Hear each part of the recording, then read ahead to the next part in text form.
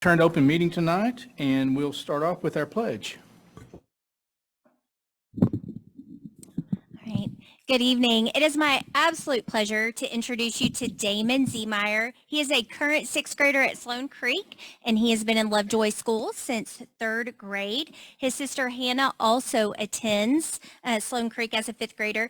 Damon enjoys and plays baseball, football, and basketball. And if you ask him what he's going to do when he grows up, he says something with sports or engineering. So very talented kid there. And one of Damon's best qualities is that he is not shy or afraid to talk to people, hence why he's doing our pledges tonight. So we are so grateful for Damon and the leadership qualities he models daily. So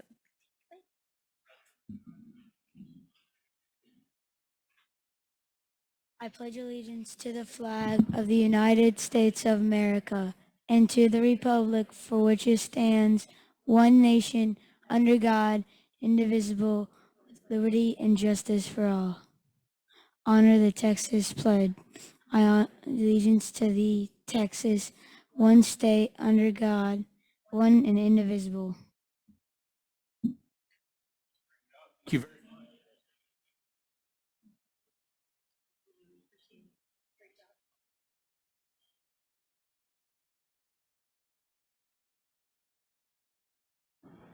All right, item 6, Mr. Parker, student recognitions.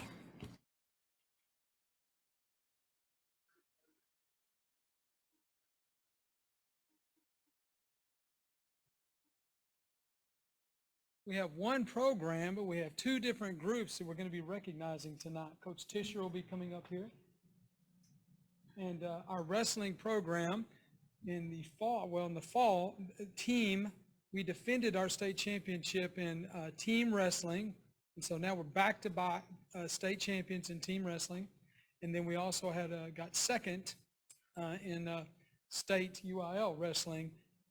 Unfortunately not first like we did the year before. But so we're obviously proud of what we've done in wrestling, and what Coach Tisher and all of these kids have done is incredible.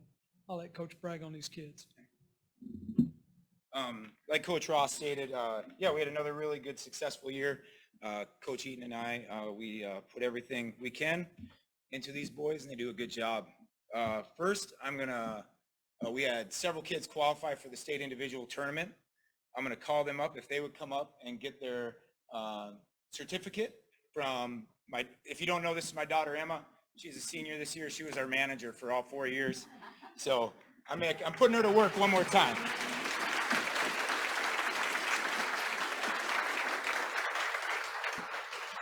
First, state qualifier at 113 pounds, we had Jack Willard, who was a freshman, state district champion, regional runner-up.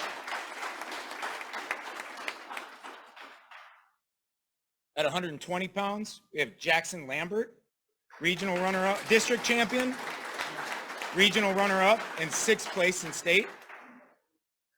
At 126 pounds, we have Jaden Bennett, district champion, 3rd place in the region, state qualifier.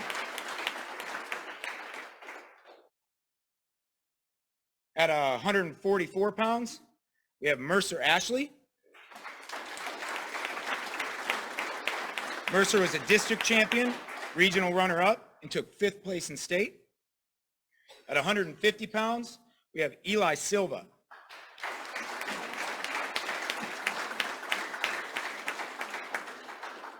Eli was a district champion, 4th place in the region, and state qualifier, and certified best dressed.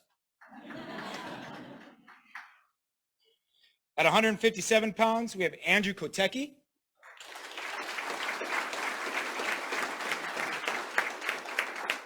Kotecki was a district champion, region champion, and 6th place in state. At 165 pounds, we had Corey Solis.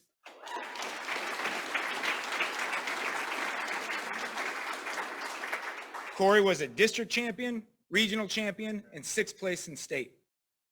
At 190 pounds, we have Jackson Dubree.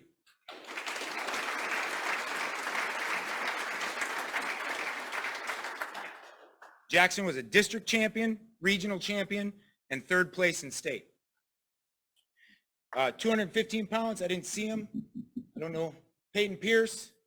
No, but Peyton was district champion, regional champion, and a state runner-up. And at 285 pounds, Samuel Reynolds.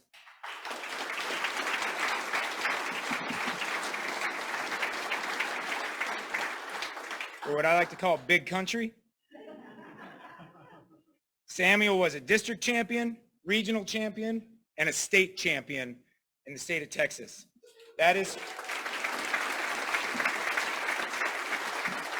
These are the individuals that placed at the UIL individual men's team. We do have one woman that was a state qualifier, and I'll call her up as well, and that's Julie Lafort.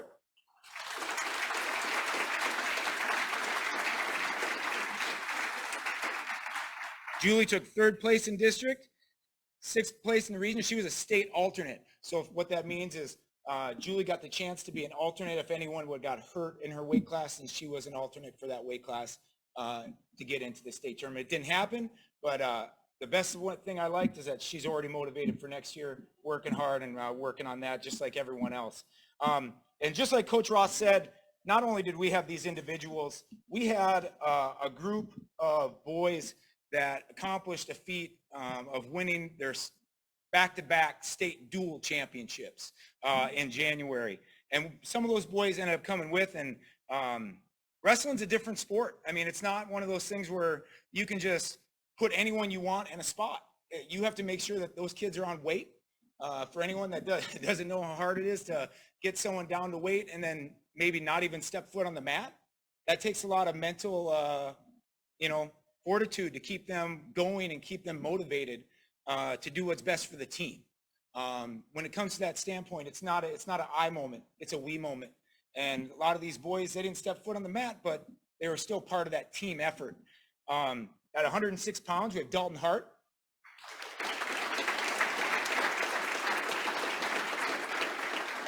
And you're going to hear me say a weight more than once, because when you go to state dual championships, you always like to bring more than one weight, because just in case someone were to get hurt, you have a backup. If you don't have a backup, you're giving up 6 points to the other team. So at 106 pounds, we also have Grayson Stanford.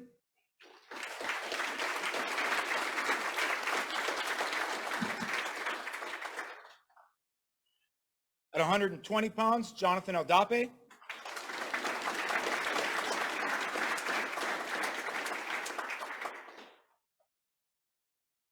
Uh, 126 pounds, I didn't see Slade Dixon. Also at 126 pounds, Caden Stubblefield.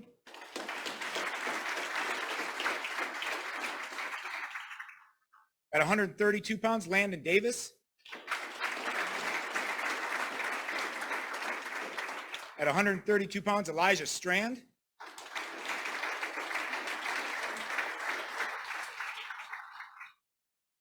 And actually, Elijah here actually qualified for the regional tournament, but unfortunately suffered a head injury going into the regional tournament that he was not able to wrestle. So we had to pull him out at the last second. It was a safety call over anything else. So, but just wanted to point that out, that he did qualify for the regional tournament. We also had 138 pounds, Alex Mitchell. 138 pounds, Bennett Secor. 144, Brandon Gibson.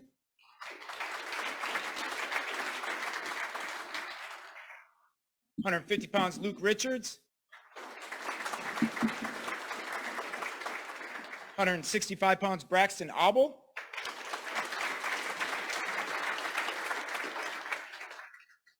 Now, for you that don't know, Braxton definitely gets the John Wayne Award. He actually got put in a move that cut off his air supply, and he fainted a little bit, came back through it, and then ended up beating the guy. So that's a John Wayne Award right there. 175 pounds, Kyle McClure. 175 pounds, Austin Stratmeyer. 190 pounds, Asher Wheatley. And 285 pounds, Nicholas Rowe. I know some of these boys said they couldn't be here, but I still wanted to make sure their names got said. And the most important person that kept this team together for the last 4 years, my daughter, manager, Emma Blair.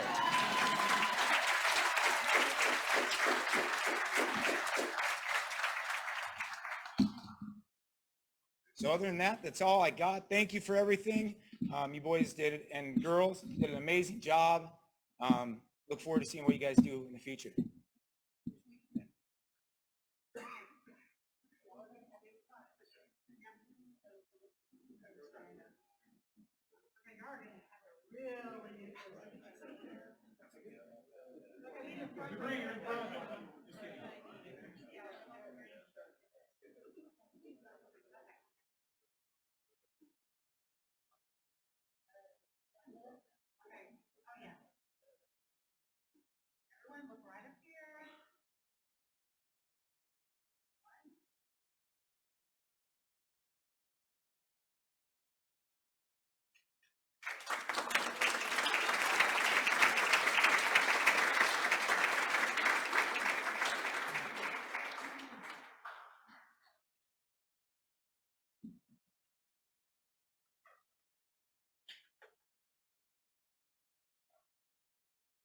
All right, item 7 tonight will be public comments. Ms. Taylor is going to read some information to you to get us started, and then we'll call up the first person.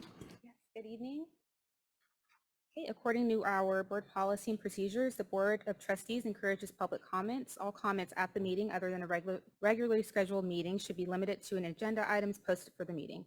By signing up to provide public comment at a board meeting, you are acknowledging and accepting the procedures of the public comment available online on our website, lovejoyisd.net. Any individual seeking to speak during the public comment session of a regular board meeting must complete and submit the public comment card no later than 15 minutes prior to designated start time. Can you hear me? Okay. Sorry about that. No? Okay. I'll try to speak a little bit louder. I'm sorry about that. Public comment cards must be completed in their entirety with an agenda item. Failure to designate an agenda item relevant to the speaker's comments will result in the classification of the public comment as a non-agenda item comment to be heard at a later time during the meeting. Public comment cards are only applicable to the meeting in which they are completed and submitted by the established deadline. Each individual will have one opportunity per meeting to share their comments to the Board of Trustees, not multiple opportunities per individual agenda items. If a speaker is not present when his or her name is called, the speaker forfeits the opportunity to speak at that meeting. All speakers will be limited to no more than less than 1 minute per speaker in order to maintain effective meeting management. That's 3 minutes, sorry about that. The speaker is allotted for public comment. The amount of time per speaker may be reduced as determined appropriate by the Board of Trustees and President Owens. If time does not allow for you to speak at public comment, the Board of Trustees may allot additional time for public comment or defer specific agenda items to review at a subsequent meeting in an effort to allow more public comment as determined necessary by the board. Public comment card will not be maintained from one meeting to the next and is only applicable to the meeting on the date in which it's submitted. If you are a specific concern related to an employee of the district or a specific student issue, you're encouraged to utilize the district's grievance procedures provided in board policies, DGBA local, FNG local, and GF local, or applicable grievance policies. Each grievance procedure allows for an individual to redress grievances with the Board of Trustees. All relevant policies are available online at lovejoyisd.net. Disruptive behavior will not be tolerated in the meeting. If after the provision of a single warning, the disruptive behavior continues, the disruptor individual may be escorted out of the meeting by district officials or law enforcement. It is a criminal offense for a person with intent to prevent or disrupt lawful meeting to substantially obstruct or interfere with the ordinary conduct of meeting by physical action or verbal utterance. The Board of Trustees appreciates your active participation in the school district. Wow. Okay, we have 20 public comments for this evening. The first one up is Alan Lafort regarding agenda item 13. And again, you have 3 minutes. When the timer is up, I'm just going to ask politely if you could please step down for the next person. Yes, sir. My name is Alan Lafort, and I'm the father of Juliana and Alex Lafort, both who attended Lovejoy. And I'm here to advocate for the wrestling program in general, but the women's program in particular. And for me, it's quite personal. You know, wrestling has been core to the success of my daughters. It has given them resilience, focus, and dedication. In the case of Alex, she's a state placer, a two-time All-American, a national judo champion, and an Olympic hopeful. In the case of Juliana, she's a two-time state qualifier. And that's been so good for them.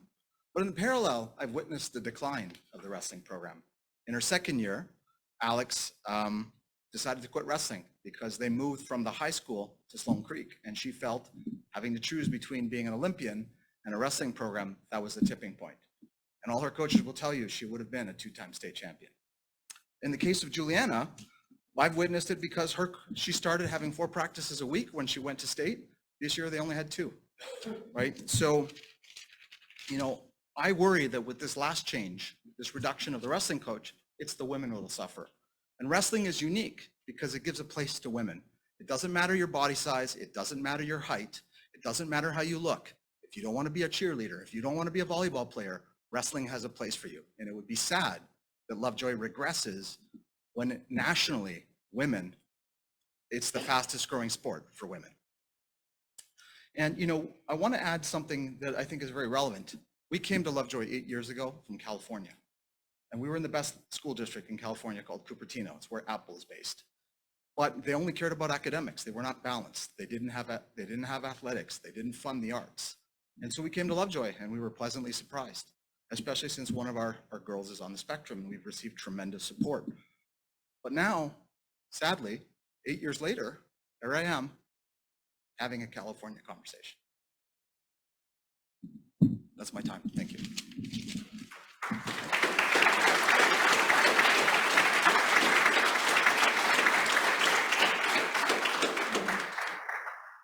Valerie Turnbow regarding agenda item number 13.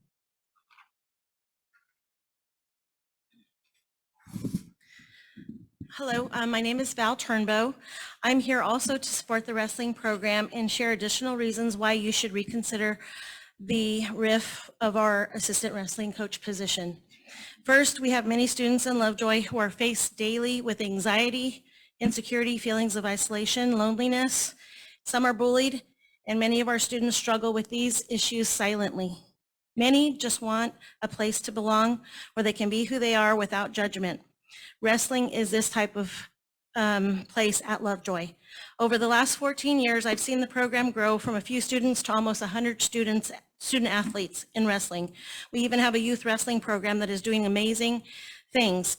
We've been blessed to have Coach Eaton and Coach Tischer leading the way and for putting in countless hours, mornings before school, after school, evenings, and so many, many weekends for our students. These coaches pour positivity into our children. They provide guidance, and each child is seen. They are encouraged, and the best part is they can be a lightweight or a heavyweight. They can be thin or they can be heavy, and they love and train these students where they are without judgment and always with their very best interest at heart.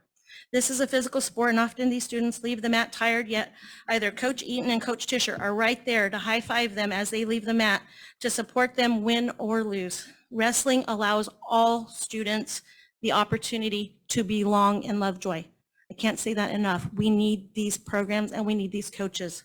If we cut the position, we lose a key person who the students have all grown to love and to admire, a role model for our students, a confidant, an encourager, a person who has invested so much to our wrestling program. You see all these students out here.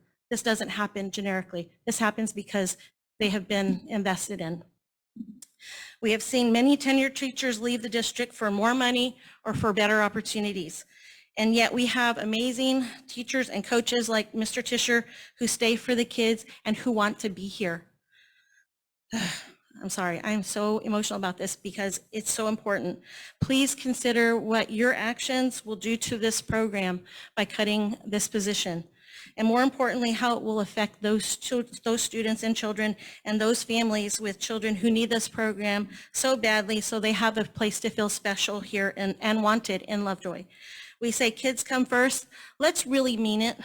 Let's figure out a way so that these kids can have the opportunity and where a coach who wants to be here can stay. Thank you so much for your time. Please, please reconsider.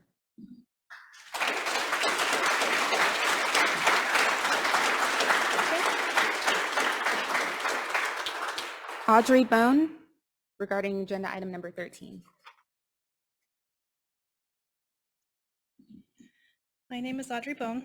My son is a freshman on the JV wrestling team at Lovejoy. I'm here to talk about the proposed removal of the assistant coach, wrestling coach, Coach Tischer. My concerns are threefold. You have safety. Having only one coach on this team would drastically reduce the safety. There's 81 student athletes across 4 teams. From what I understand, that's been a year-over-year increase for these athletes. And a lot of the main reason, the driving factor of why he was hired in the first place, was to help with the safety and the coaching. Not having the additional coach affects these athletes and how far they want to go and how far they want to pursue this wrestling career, having to do with scholarships, many, many things. Sorry. It affects the kids, and I know that my son, is the first year we've been in Lovejoy, and we came here, and again, I echo a lot of the things that these parents have already said. The school district we came from was not balanced. They were focused more on athletics than academics. This is a great school district. Coach Tischer has been more than just a coach and teacher for my son. He's had a positive impact on him as a freshman this year.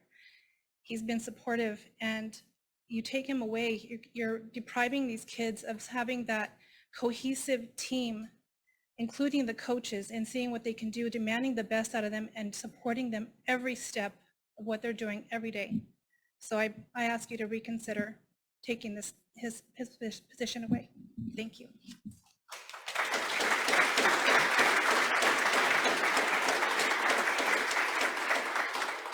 Joanna Solis regarding agenda item number 13. Good evening. My son participated in the recent wrestling state competition where he was injured in his last match. During this incident, Coach immediately got to the referee's attention, attended to him, and got him medical help. He was by his side until he was clear from any serious injury and until he was released to me and my husband. This took at least 30 to 45 minutes. While all this was happening, Coach Tischer was coaching other wrestlers, Jackson, who was also competing at the same time. This is only one example as to why it's critical and necessary to have at least 2 coaches, experienced coaches in a wrestling program. If there were to only be one coach, many athletes will not have a coach on their corner. Having a coach there will ensure that they receive the much needed instruction, medical help if needed, and protection from unsafe and illegal moves that referees may not see. One coach cannot be at multiple matches at once. Tournaments require a minimum of 2 coaches, especially when varsity, junior varsity, men and women are competing at the same time. It's not uncommon to have 3 to 4 matches going at once. Not to mention that men and women tournaments can be at different locations. My son graduates this year, but I will continue to cheer and support them. I invite all of you to do the same. How many, please raise your hands, have been at a tournament? Not at a dual match, but a tournament. Some of you have, and we're so grateful for that. Thank you for the support. To those of you that haven't, I encourage you to please go and make this a priority and witness for yourself what it takes to run a successful program. We don't want Lovejoy to be on the news for athletes being injured while no coaches were there to protect them. Please help us protect these young men and women by maintaining their current coaching staff with experienced full-time coaches.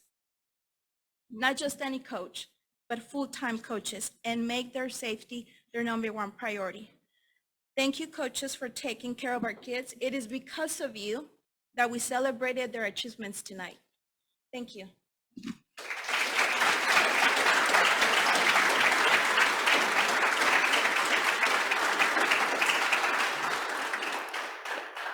Eric Abel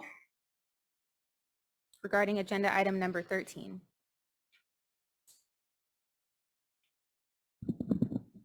Hello, my name is Eric Abel. I'm the current Wrestling Booster Club president and father of Lovejoy Wrestler.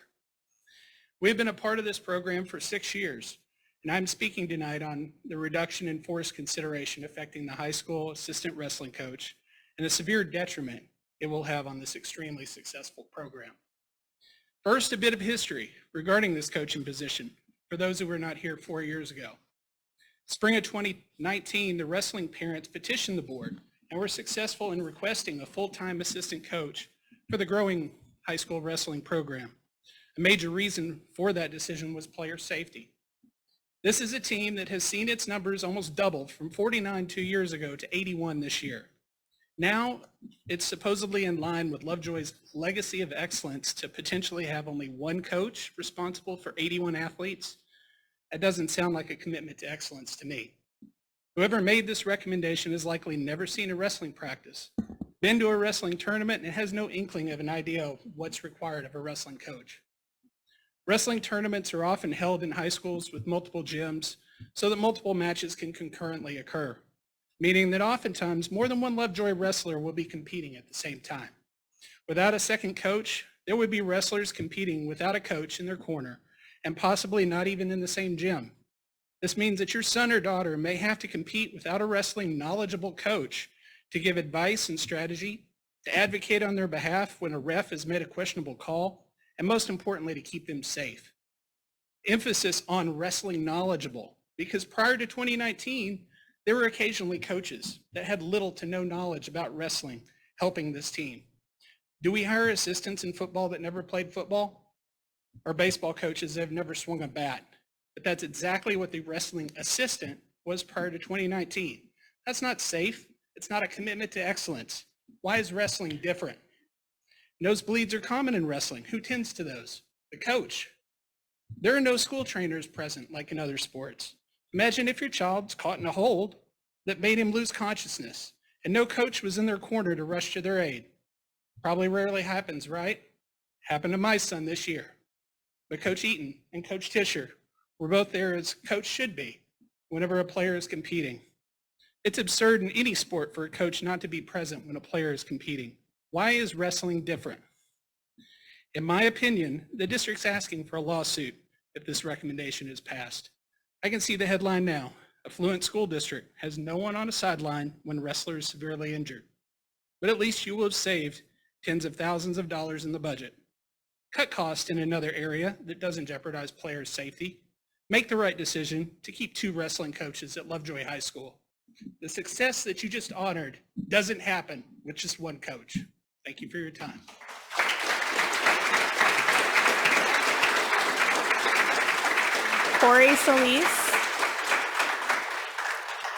Corey Solis regarding agenda item number 13.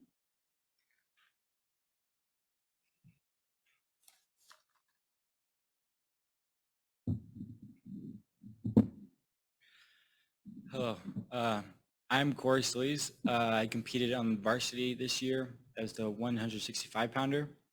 I competed in districts, regionals, and state, placed in all of them.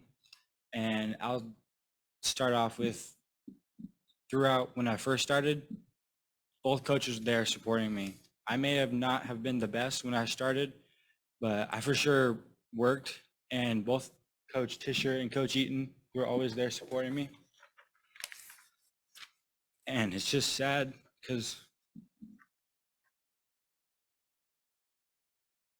I've looked up to them for so long. They're more than just a coach to us, this team. It's not just a team, it's a family. Wrestling at tournaments, emotions are high, as you can tell. You go through so much. You don't know what to expect at wrestling. Coaches, they make everything so much easier. Taking them away, that just makes us more prone to injury. Takes away our knowledge, our learning time of this sport, of this great sport, that which has changed our lives. And if you go through with this, it's not just going to affect us, as you can tell. It's also going to affect this school greater than you think it will. That's all.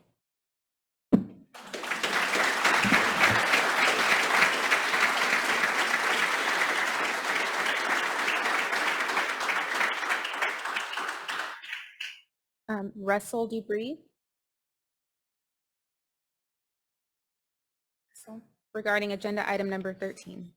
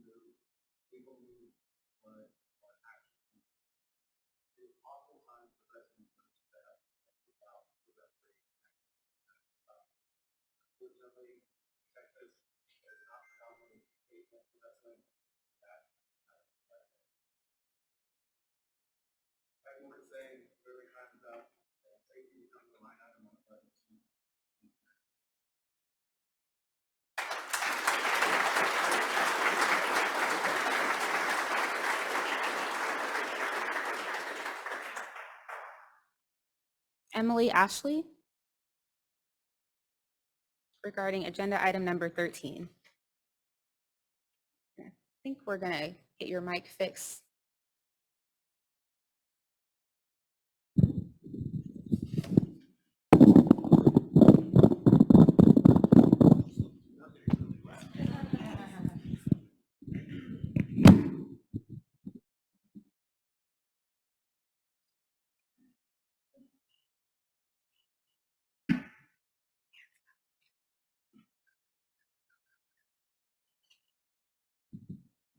Hi, is it on? Okay. My name's Emily Ashley, and I'm here to talk about the assistant coach position. I have one student currently enrolled that's a junior, Mercer Ashley, and my daughter Avery Ashley graduated last year. Both of them wrestle, and I'm going to focus on some of the accomplishments of the team. Obviously, safety is important, but trying to hit on some different points, and also really just focusing on what the program brings to the kids. If my daughter were here, she would tell you that if it weren't for wrestling, she would not be in college right now. And she is wrestling in college and was able to place 5th at the national conference this year. So, and she attributes that to what she's learned here at Lovejoy Wrestling. So just kind of even beyond what the kids accomplish here, other students, my daughter, Catherine Heath, is at Baker University. Alice Vislowski is wrestling at OU. So we've got children that go on to participate in wrestling outside of Lovejoy and in college. So I was one of the parents that petitioned the board for an assistant coach several years ago. So some of my statistics are really focused on what the team was able to accomplish in the years prior to having an assistant coach and what we've done since. So in the total of 7 years prior that I had stats to an assistant coach, we had 8 state placers and 1 champion. In the 4 years that we've had an assistant coach, we've had 20 state placers and 6 champions. That's a huge improvement. I mean, that's more than 100% improvement in not even the same time period, in half the time. In the 7 years prior, we had 40 state qualifiers. In the last 4 years, we've had 39 state qualifiers. And that is a combination of our men and women's program. So I can go through some of the stats, but some more of the stats, but even from regional perspective, another good one is in the 7 years prior, 45 regional placers. In the last 4 years, we've had 44 regional placers. So, I mean, we're continuing to grow and develop, and we're able to do that because we've got multiple coaches. They can actually focus on the new athletes coming in. What do they need to know to stay safe in their training and learn skills? What do the more advanced athletes, what kind of training do they need? What tips on safety do they need to make sure that as they continue to develop, they're learning new moves, but they're doing them safely? That's not possible with one coach. You really need at least 2 people to be able to divide the group and have the continued advancement that we've had with this program. I think the rest other people have talked about, so thank you very much for your time.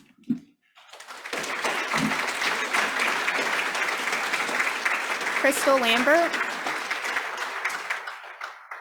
Crystal Lambert, regarding agenda item number 13.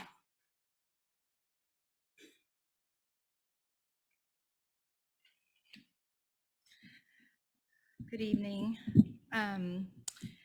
I had a lot of statistics down, but I think that they've pretty much covered a lot of the other parents have covered a lot of those. But one thing that was not mentioned was that the National Wrestling Coaches Association recommends a ratio of 9 to 1, 9 athletes to 1 coach. If we cut down to 1 coach, we will have 81 to 1 coach. One of the things with wrestling is that we do not have athletic trainers available during their practice. So, and bloody noses are very common. And so the coaches have to attend to those. So if someone gets a bloody nose, there's 80 students without a coach if the coach is having to attend to it. In the last board meeting, the board asked the administration about what would the student impact of the reduction in force, and was told, we are not eliminating resources for students, end quote. But that is exactly what has been done. By eliminating a qualified assistant coach, you've eliminated their most important resource. And this seems to contradict board policy, board priority number 2, which is to maintain our legacy of excellence, and certainly doesn't fall within one standard. One other point is Coach Tischer also teaches health. And there's been discussion about the elimination of high school health starting next year. However, as of the last SHAC meeting held last week, there's no decision made on whether health will be eliminated or not, or be required for graduation, which would require the change in graduation requirements. And so are we eliminating the health teacher before the SHAC has made their recommendation, is my question. And I know that there are a lot of financial situations and tough decisions that are needing to be made. And I hate that any position has to be eliminated, but this is not the one. Out of all the athletic positions, why was this position chosen? And was that athletic director consulted? And This is the only position included in this reduction in force that works directly in the classroom and with students all day and every day. And I respectfully ask that the board send this back to administration to for more efficiency studies in consultation with Coach Ross and Coach Eaton. Eliminating this position would be hugely detrimental to the students and the wrestling program as a whole, and I'm not sure the program could survive. Thank you.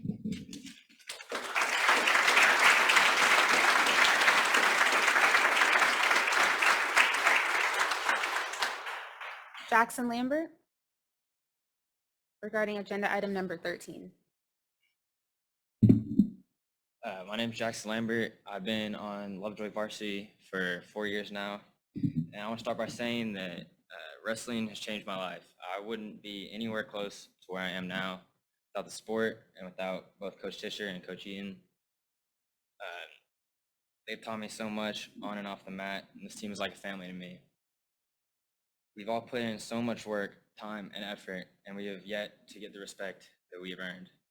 We win the state championship last year, and we lose our mats, having to roll up the mats before practice every day. We become back-to-back state dual championships this year, runner-up this year, and now we are losing one of our two coaches. We're not looking to be rewarded, but I don't think we're asking a lot here to not have one of the most dominant wrestling programs in the state have one of their two coaches get fired. Thank you.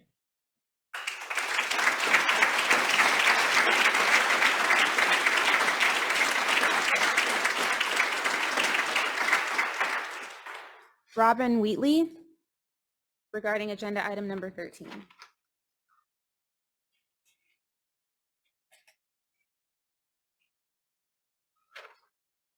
Hi.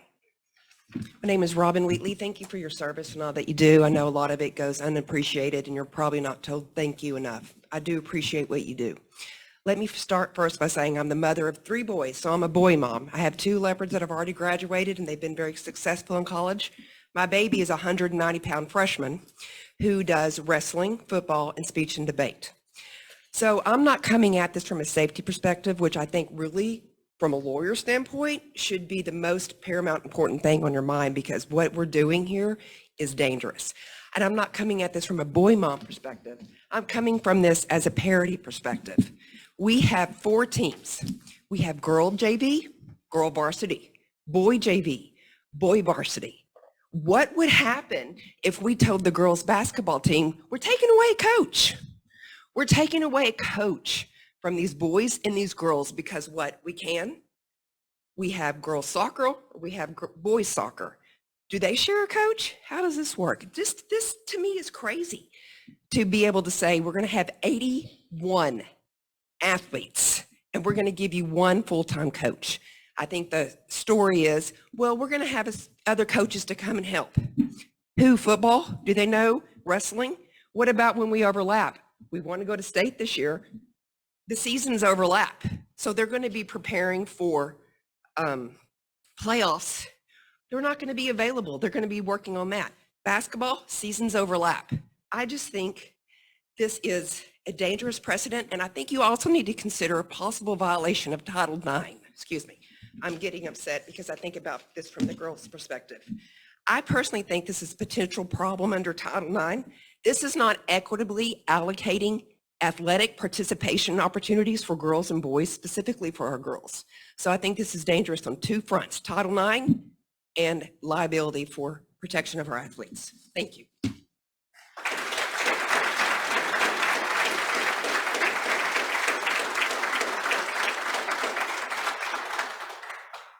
Ty Rose. Ty Rose, is that you? Regarding agenda item number 13.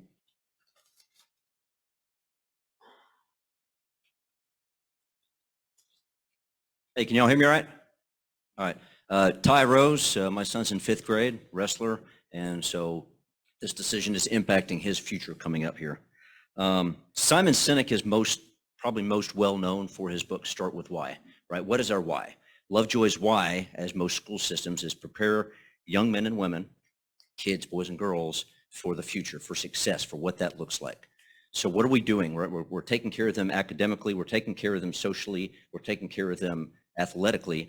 We look at the wrestling program, compare it, right? You've talked about the fastest growing sport, women's wrestling, fastest growing sport at the high school and collegiate level across the country. We've talked about the safety aspect, the numbers 1 in 81, and I'm sure y'all have written them down. But think about this, think about the opportunities that Lovejoy is putting out there. You know, when you compare what the wrestling program over the past few years in the UIL Lone Star Cup points, right? What athletic program has contributed more towards Lovejoy in the past few years than the wrestling program has, based on the state placing and state championship points in the past few years, right? We market that. That is one of the things that we put out there that helps us gain the standing that Lovejoy has, that helps recruit people. We moved here a few years ago based on Lovejoy's standing in what Lovejoy represents, right? And that's a part of it. These kids are donating that, right? They're donating their time and energy to benefit the program with a lot more points. And look at the scale, right? Look it up and see what other programs that you have that do that same thing. And I know it's financial, right? We talk about the revenue generating sports, which most people count as football. And then we have the non-generating sports, which is everything else, okay? So if it has to be a fiscal, if it has to be a financial decision, then separate it and look at all the other. Compare the 1 and the 81, compare the Lone Star Cup, the star points, compare the safety aspect, compare the women opportunities with the men's opportunities. Wrestling is different. Wrestling is not an after-school activity. It's not a social activity. It's not something that you're going to hop off the bus and do for about 45 minutes while your parents are doing something else to get you a little bit of physical activity. Wrestling sets you up for success. It set me up for success, and it allowed me to go to one of the best institutions in the country. It set me, and it set a lot of my teammates up. And this is great what they've been able to do and they've accomplished at the state level, but it doesn't matter whether they place or whether they win the region or whether they win state or not. Stepping on the mat all 4 years sets them up with the level of courage and development, morally and mentally, to tackle the other obstacles, so they don't have to figure out whether they can or can't do something later. They just have to decide whether they want to. And that's what wrestling provides, and that's what that's the why. So thank you.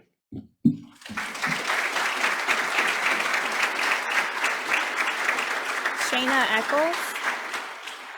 Shayna Eccles. Last call for Shayna. Okay. Regarding agenda item number 13. Hi, my name is Shayna Eccles. I'm the mother of a 9th grade girl here at Lovejoy. We just switched from another district while we look for a home in your district. I'm here to advocate for the assistant wrestling coach position that the reduction in force is proposing to do away with. I fear for my daughter's safety and confidence to compete without a coach present. If Coach Eaton were forced to choose between being present at her match or perhaps another wrestler at a different gym at a tournament, because oftentimes girls can be in a completely different gym in a large school at the same time, JV and varsity, that the boys are wrestling. If you haven't attended a wrestling tournament before, you'd be surprised just how much enthusiasm and expertise a coach can inject into a match. It's unfair to our wrestlers, whether it be a girl or a boy that would be wrestling at the same time without a coach present, to expect them to do their best and represent our program to the best of their ability when their competition would have their own expert in their corner, coaching them actively during the match.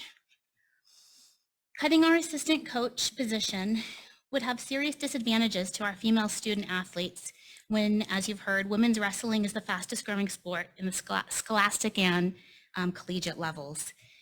One of the things that really drove my daughter to wrestling was to be part of something that was up and coming and big, and the grit that you get as a wrestler, it translates. I'm not sure if you know the statistics about the number of CEOs of Fortune 500 companies that were wrestlers, but it's like 43%. It's mind blowing. To do anything that would jeopardize a program for both boys and girls by splitting their resources is really disappointing, and I urge you to reconsider. Thank you.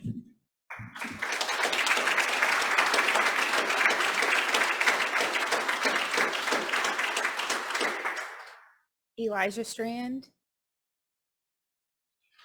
regarding agenda item number 13.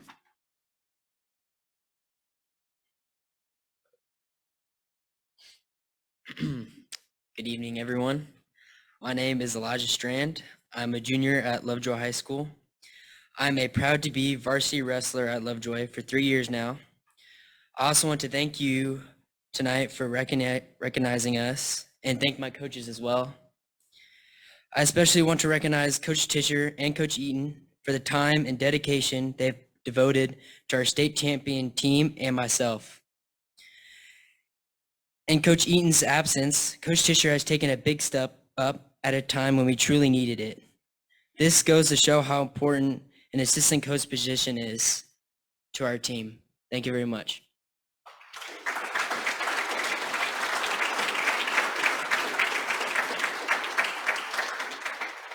Asher Willard, regarding agenda item number 13.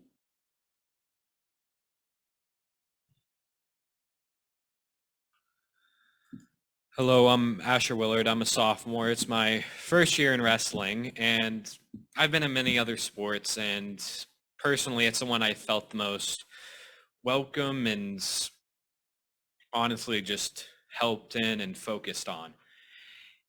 Wrestling as a sport, I feel like it is a very large community, but it's also very personal, and I feel like our coaches help with that a lot as, how do I say this?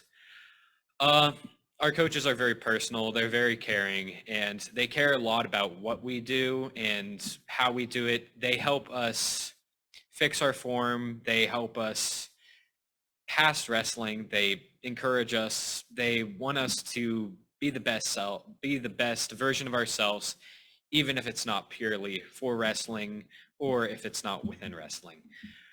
Wrestling for me, it has helped me to just get my goals more on track, and it's also showed me a sport that allows me to connect with more people while at the same time competing at a high level for something that is pretty it's a sport that is very competitive, and it's just, whenever you go in, it's 2 minutes, 2 minutes, 2 minutes, and you don't really get a breather in between. And whenever you have that coach at the corner cheering you on, telling you what to do next, or just giving you inspiration to finish the match and telling you to get the next point and get a takedown, or just stay down, stay up, just do the best option for the current situation. They have been very helpful for me going in as my first year within the sport, and it's helped me grow a lot and just really learn a lot about this. It's helped me learn a lot about the sport and gain the motivation to keep going at it. And along with that, Coach Tischer has been very helpful, and he's been a very inspirational, kind, and just helpful person. He's very informative with what we need to do, how we need to do it, and he's given personal examples, and it's just, the wrestling team we have is largely connected, as others said, as a family, and that's simple what it is. We're connected to each other at a personal level, and taking one away would just be horrible.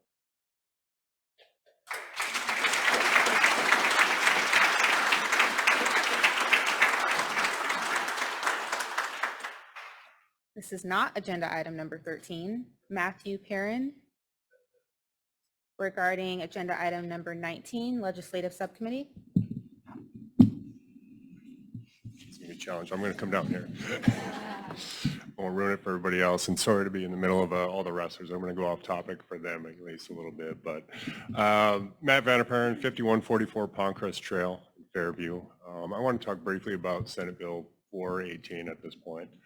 Obviously personal stake in that one. I think my family and many others had joined the scholar program here 2 years ago when similar legislation was filed to eliminate tuition. That's why a lot of us are here. Obviously talked to you guys extensively about, the topic, of course. So I think really looking at 3 asks at this point. We'd love for you to eliminate tuition. I think even if Senate Bill 418 doesn't pass, you have to recognize we're likely to revisit the tuition topic at public schools year to year. And, LJ will be under a microscope as one of the few districts in Texas that charges tuition. So, really appreciate avoiding that, I guess. And, I don't expect you to eliminate tuition without legislation. So I think my second ask is for you to delay tuition payment until after the legislative session wraps. That's fair. I'll tell you a couple reasons why. If the bill does pass, we're adding a whole lot of admin to exchange a bunch of money. If it doesn't pass, tuition is delayed by a month and it's business as usual. And next, I think we haven't seen the impacts yet of the programs and offerings that could be eliminated. I think seeing Barrett's email that, and I quote, our next discussions and considerations as a result of, the VATRA vote will possibly be a substantial departure from our historical experiences here in Lovejoy. There's a lot of committees I've tried to join, but, very little detail to date, stuff's trickling out. My kids aren't wrestlers right now, but I don't know what that program is that may be on the chopping block that means that much to me, and to the wrestlers and everybody else, of course.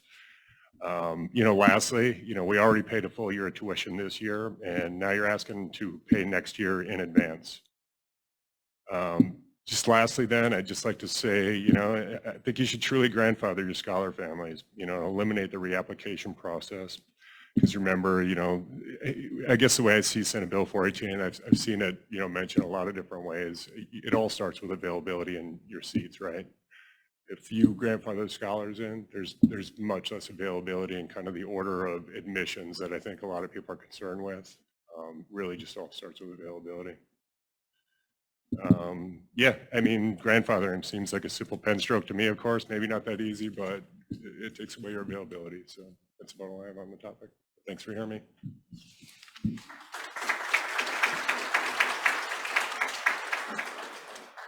And our last comment for the evening is Kelly Daniels regarding agenda item number 16.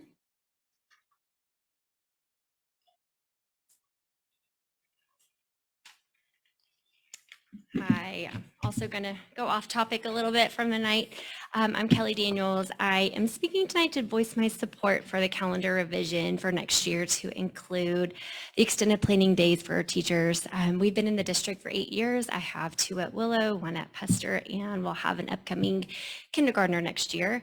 My kids have had some of the most amazing teachers these past 8 years.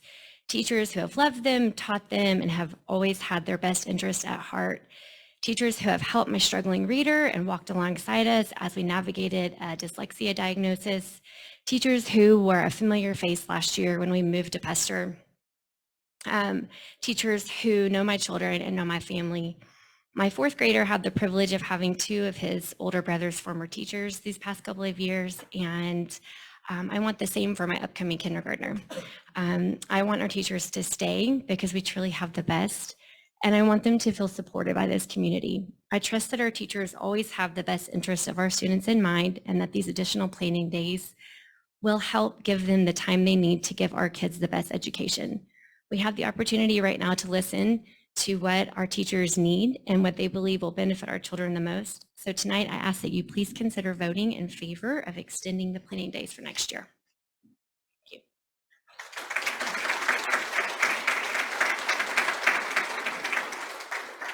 Okay. President Owens, that's all the public comments we have for this evening. Thank you.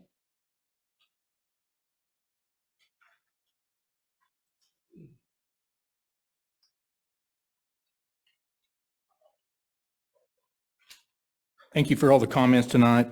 If you would, please bow your head with me in prayer. Dear Heavenly Father, we're so grateful to be here to serve, Lord, our children, our educators, our families, and the community. We're thankful for keeping us safe, getting us here safely, and we pray for wisdom and guidance tonight as we discern through things. We pray for this community and our students. We give thanks for the honors that we get to bestow to the kids, and we give thanks for all those serving them. And we just ask for your forgiveness and your blessings on each of us in Christ's name. Amen. All right. The next item, item 9, is a notification item of resignations. You have the list in your package. Item 10 is the consent agenda tonight. If there's anything you'd like pulled for discussion in the consent agenda, we can do that. If not, we'd entertain a motion.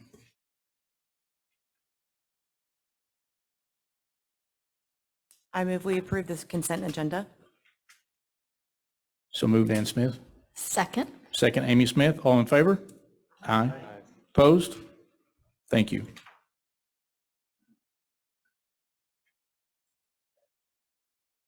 Item 11 is our celebration of learning. Dr. Tinsley. Yes, thank you. We have the honor tonight of hearing from our Willow Springs Middle School Social Studies team, and I'm going to ask the principal, Caitlin Eldridge, to come up and introduce her team. And this is an important piece because, as you recall, this is an area of student performance that we've been really trying to hone in on to make some gains. And the work that this team is doing, we believe, is going to make significant impact on our student achievement results this year. So I'm going to let Caitlin get us started.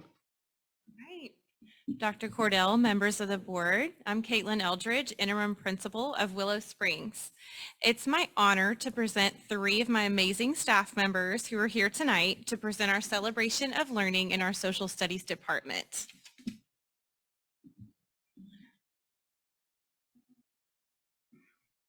Hi,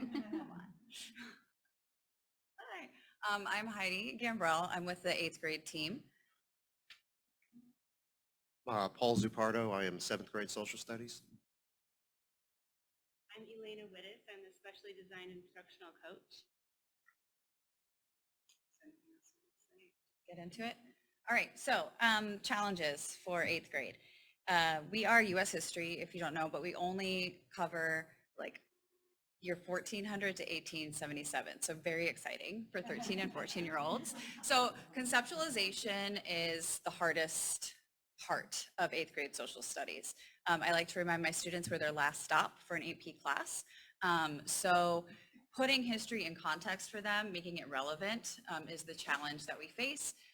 This is not just memorizing names and dates. It's taking those names and dates and applying it to inference skills, sequencing, the whys, the motivations behind it. It's very intertwined with a lot of the things. If you look at our process standards with reading, they're just completely intertwined with one another.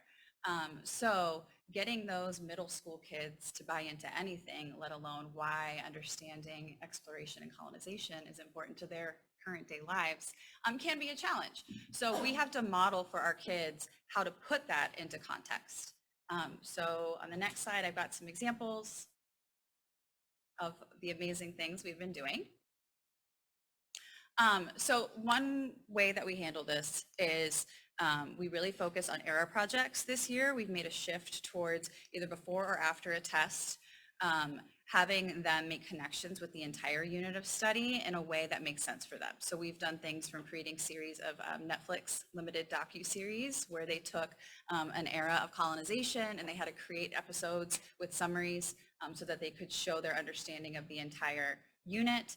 We've done Twitter pages where if our founding fathers could tweet during the American Revolution, what would be happening? So not only did they have to tweet, they had to like respond back in a relevant way. So some of the hashtags were really, really funny. We did have to remind them to keep them school appropriate. But it was, they really bought into it. Instagram influencer we just did with Western expansion. So what if you were on the Oregon Trail? How would you be influencing your followers? Get ready with me while you're loading the wagon is very, very different than some of the followers or some of the creators that they follow. And we just finished a Wikipedia page because, our kids love to go to those sources instead of the required reading that we went. So we're like, you are going to be the ones that are creating these informational pages. So that really helped them buy in. Then a focus on AP writing because we don't want to lose the rigor. And so we are doing a lot of constructed response, a lot of DBQs, and that source analysis, and using the HIP analysis, which is what they use in the AP classes, for them to really deep dive into what we call archaic sources, because they're looking at things like the Magna Carta, the Mayflower Compact, George Washington's farewell address, which shows up on almost every single College Board test. And asking them to access that type of vocabulary is very, very difficult. So we really rely on the younger grades to support us with those process standards of analyzing text, whether they're familiar with it or not. But I did have two of my students. They provided videos for me to kind of, I think hearing from the kids is always best. So as we saw tonight with some of our public comments, I just think hearing it from them is great.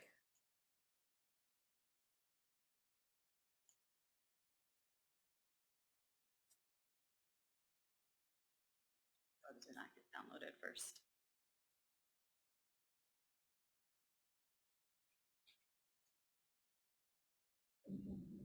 So the most challenging part of U.S. history is actually understanding the material. We're at like a grade level now where you can't just memorize to like actually succeed. You have to like actually learn what you're doing. And the way that teachers have helped us with this is by assigning us these special projects that come like after the test or right before it that kind of summarize the unit. And they're really good because they force students who maybe weren't interested in what we were learning, because a lot of times like they struggle to connect with what we're learning, so they force them to really delve deep into the materials and like make connections, draw conclusions, and all that sort of thing that really helps them like actually learn. And I promise I did not pay her to say any of those things. That was all from Amina. There is another one too. Okay, I was going to say if it's not down. The student that you just heard from, she is in Miss Novicki's class because obviously we're a team. I'm not doing this independently. She's a GT student. Okay, so what do you think the hardest part of 8th grade social studies is? Probably finding the dates in large texts and memorizing them, especially in tests. All right, so what do you think we are successful with when it comes to helping you guys navigate all that and figure it out and make it make sense for you? When you give us the political cartoons and find the dates in them, and it helps me visualize them during tests and on finals and stuff. How have you felt about the projects? Oh, those have helped me. Like the test we just took, those have helped me so much. Like I could visualize what I did on the test, so it helped me figure out the answer from what the questions were asking. So the projects like the reformer movement and Yes. Wikipedia? Okay. Yes. Does it make it feel more real to you when you have to do something creative with the stuff we've been working on? Yes, definitely, especially when we get to draw pictures and stuff. And the Wikipedia project, that was a big one too. All right, perfect. Thank you. Right. And I'll let Paul talk about how 7th is supporting. All right, so 7th grade social studies is Texas history, and the big challenge for us really is preparation. We need to prepare them for the extra rigor, the extra work that they are going to have to do in 8th grade. It does not get easier after 7th grade, obviously. They need to be introduced to things such as analyzing the sources. They need to learn the difference between primary and secondary sources. They need to know what they're going to then do with that historical evidence once they know where to find it. Another thing that is a challenge for us is getting the students to recognize the different types of perspectives that they're going to encounter when they're studying this material. Not everything that they come across is going to be from a viewpoint that they are familiar with in the modern world. So they need to recognize, okay, these are some of the different perspectives that people at this time that we're studying may have had.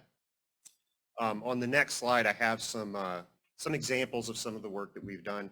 Again, the first thing here, there are a variety of different sources that they are going to encounter in 7th grade. They'll be looking at maps. They will be looking at charts. They will be studying photos. They will be reading text, all of the different types of historical sources that they could possibly encounter. They will be studying these. And they will be turning this into, like as they work on various projects, once they have studied these items, they can then create timelines. They can then take the information from those timelines and put them in order in books. We actually had a project called 10 Years a Nation recently where they kind of chronicle in a children's storybook the history of the Republic of Texas based on a timeline that they had created previously. And some of these projects that we got were just absolutely outstanding. Also, when it comes to some of the material that they will be studying in 8th grade, we also are going to prepare them for some of the things later on, such as towards the end of 8th grade when they study the Civil War, because if I'm not mistaken, that's about where 8th grade social studies ends.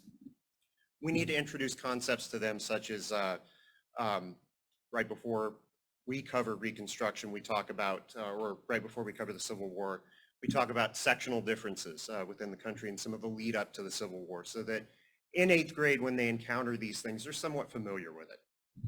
And again, on the next slide here, I have a couple of other examples of projects where students really have brought some of these things that they have studied to life. I've had students that have, back when, towards the beginning of the year when we studied Spanish missions in Texas history, I had students that created models out of clay and brought those in because we had a project where they were supposed to create some kind of a representation of a mission. How they accomplished that was completely their call. I also had students that created a mission in Minecraft. I thought it was a really creative way to accomplish that. And again, I'm just very proud of the work that our students produce. Hi, I'm Elena, and I'm the Specially Designed Instructional Coach. I have the wonderful opportunity to work with teams at Willow. They're all amazing teachers, and the Social Studies Department does a wonderful job at differentiating instruction, and we talk about finding strategies to help students with IEPs, not just those kinds of students, those types of learners, but all learners. We look at how we can tailor lessons to meet those specific needs, and we talk about different ways to reach those needs, guided instruction, collaboration, and just ensuring that those students that need that extra little support have that assistance. And that's what I do. And that's what I'm here for. Thank you. I want to thank my staff members for being here tonight. You are greatly appreciated. On our team, we have a wide range of backgrounds, abilities, and years in the field. He may not be happy with me for sharing this, but I'm extremely proud of Mr. Zapardo. When I first met him and watched him teach, I did not know he was a first-year teacher, new to Lovejoy, new to the field completely. And the way that our team has embraced him and partnered with him as we tackle these challenges together has been amazing. So thank y'all all. Thank you, Ms. Gambrell, for partnering with the teachers in your department. Thank you, Ms. Wittes, for being here for our team, helping us align and reach all of our learners. And also for you for entering the field, for being brave, Mr. Zapardo. We're so happy to have you in Lovejoy.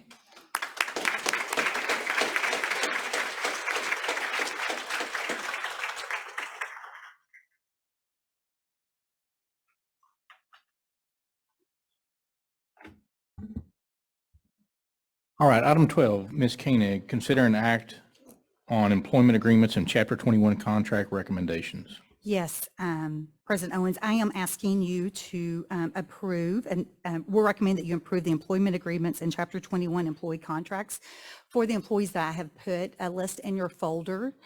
Tomorrow we will, once they're approved, we'll put those in the board book. For everyone else. I do want to make a comment. Our LRAs, our letters of reasonable assurance, are not listed because they do not have to be board approved, but those are a lot, mainly for our auxiliary personnel. Okay. Any questions for Ms. Koenig? Any questions? Okay, administration recommends approval of the employee agreements and Chapter 21 employee contracts for the listed employees. So moved. Julie McLaughlin. Second. Second, Jason James. All in favor? Aye. Opposed? I also want to note that there will be a second round of contracts at the end of April. We still have some teachers in completing their work and testing and all those types of things. Okay?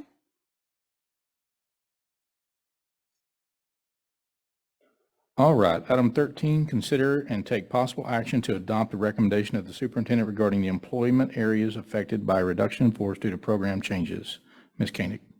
Yes, I'm here to give you just a little bit of update on the reduction in force or program change here.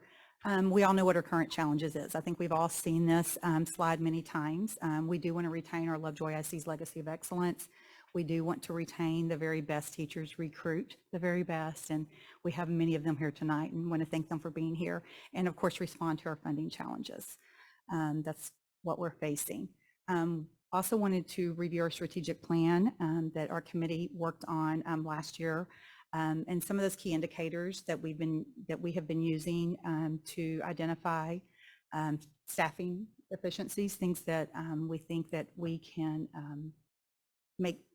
make better use of staff, developing the guidelines. We're looking at those master schedules, implementing a standard position review process. We're doing those things, reviewing staff and compensation against comparison districts, what other districts are doing, and then of course analyzing the master schedules to implement staffing guidelines versus kind of what actual results are. So we are definitely doing some of those types of things.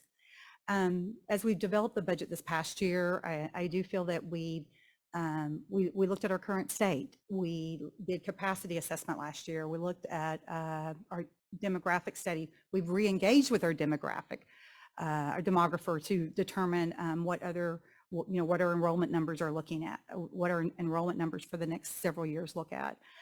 We've also done zero-based budgeting again, and basically we're doing everything we can to be financially responsible here in Lovejoy. Some things that happened last year is we had, many of you know that we started out about 600 employees last year, and we actually dropped down to around 530, and that was achieved through attrition last year. So we got closer down to about 510 back in December. However, we've been fortunate.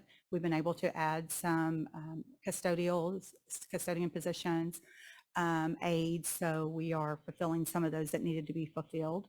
We went out for a BATRE that did not pass. Other districts that I know that we're hearing a lot about that have higher salaries, their BATRE did pass. Mesquite's passed. Their starting salary $61,000. Also looking at, as I said, zero-based budgeting, master scheduling committee, anything and everything we can do there. And also looking at department responsibilities. This is not the final list. There's many things that we're still working on as we finish the year. Here are just some numbers from 2018 to 2019, 2018 to 2023, kind of where we are now there. And as I said, the numbers do fluctuate depending on the time when you look at, the date and time of how many staff members we have employed. We talked about a reduction in force due to a program change. A program change may be due to a redirection of resources, efforts to improve efficiency, a change in enrollment, any of these types of things there.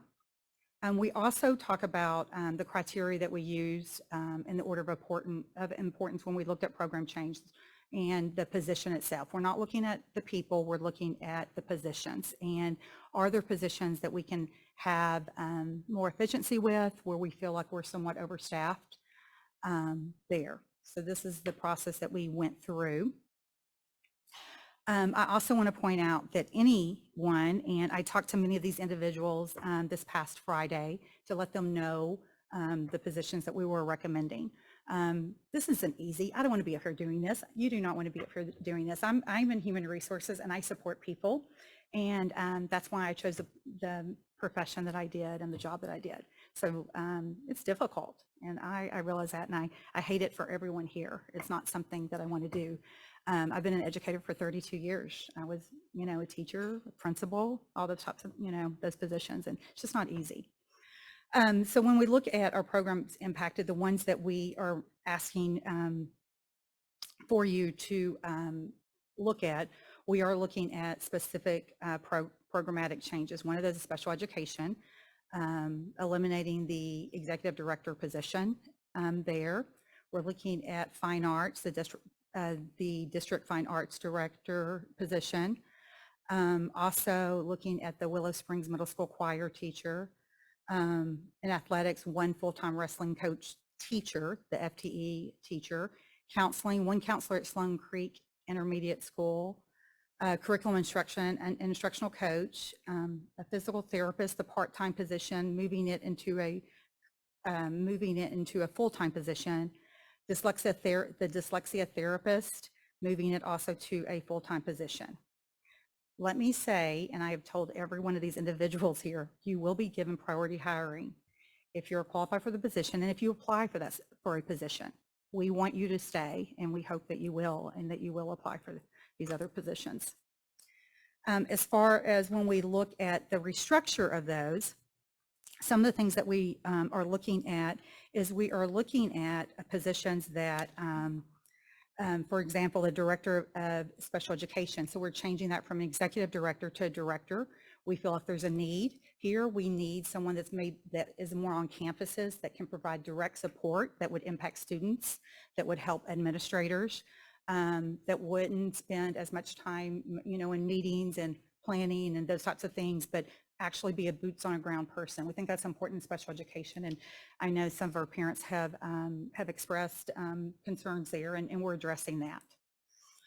As far as the director of fine arts position, we're changing that to a coordinator to provide more guidance and coordination between fine arts. We think that that would be an efficiency there, that they would be placed at the high school. They would work with every campus that be placed at the high school where many of our fine arts programs are at. We have several employees that are also coordinators that coordinate at the high school that we do, they get a stipend for, and they also have extra planning time and those types of things there. So we're asking for that.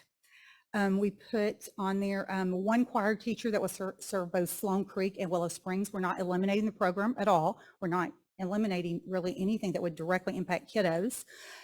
We are asking that there would be 1 that would serve Willow Springs and Sloan Creek. Currently, we with our schedule, we can make that happen. We looked at course requests. We know how many kids are requesting choir, and we can make that happen and eliminate an FTE there during this restructure. We're also looking at a part-time assisting wrestling coach. We are not eliminating a coach. We will have 2 coaches, okay, that will coach wrestling. We also have 2 coaches at the middle school that coach wrestling. So we are still saying that we want 2 wrestling coaches, and that we will have 2 at secondary and 2 at Willow Springs, and we'll continue that there.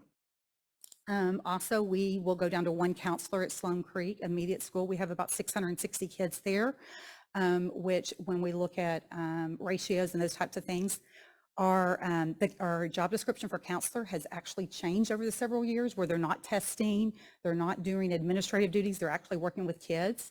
I know when there were, when 2 counselors first, from the numbers that I've found, I think Sloan Creek was about 750 when they started or had the 2 counselor programs, and that job description has definitely changed. That's when they were doing a lot of the testing and more of those more administrative duties there. We're also asking for a full-time physical therapist.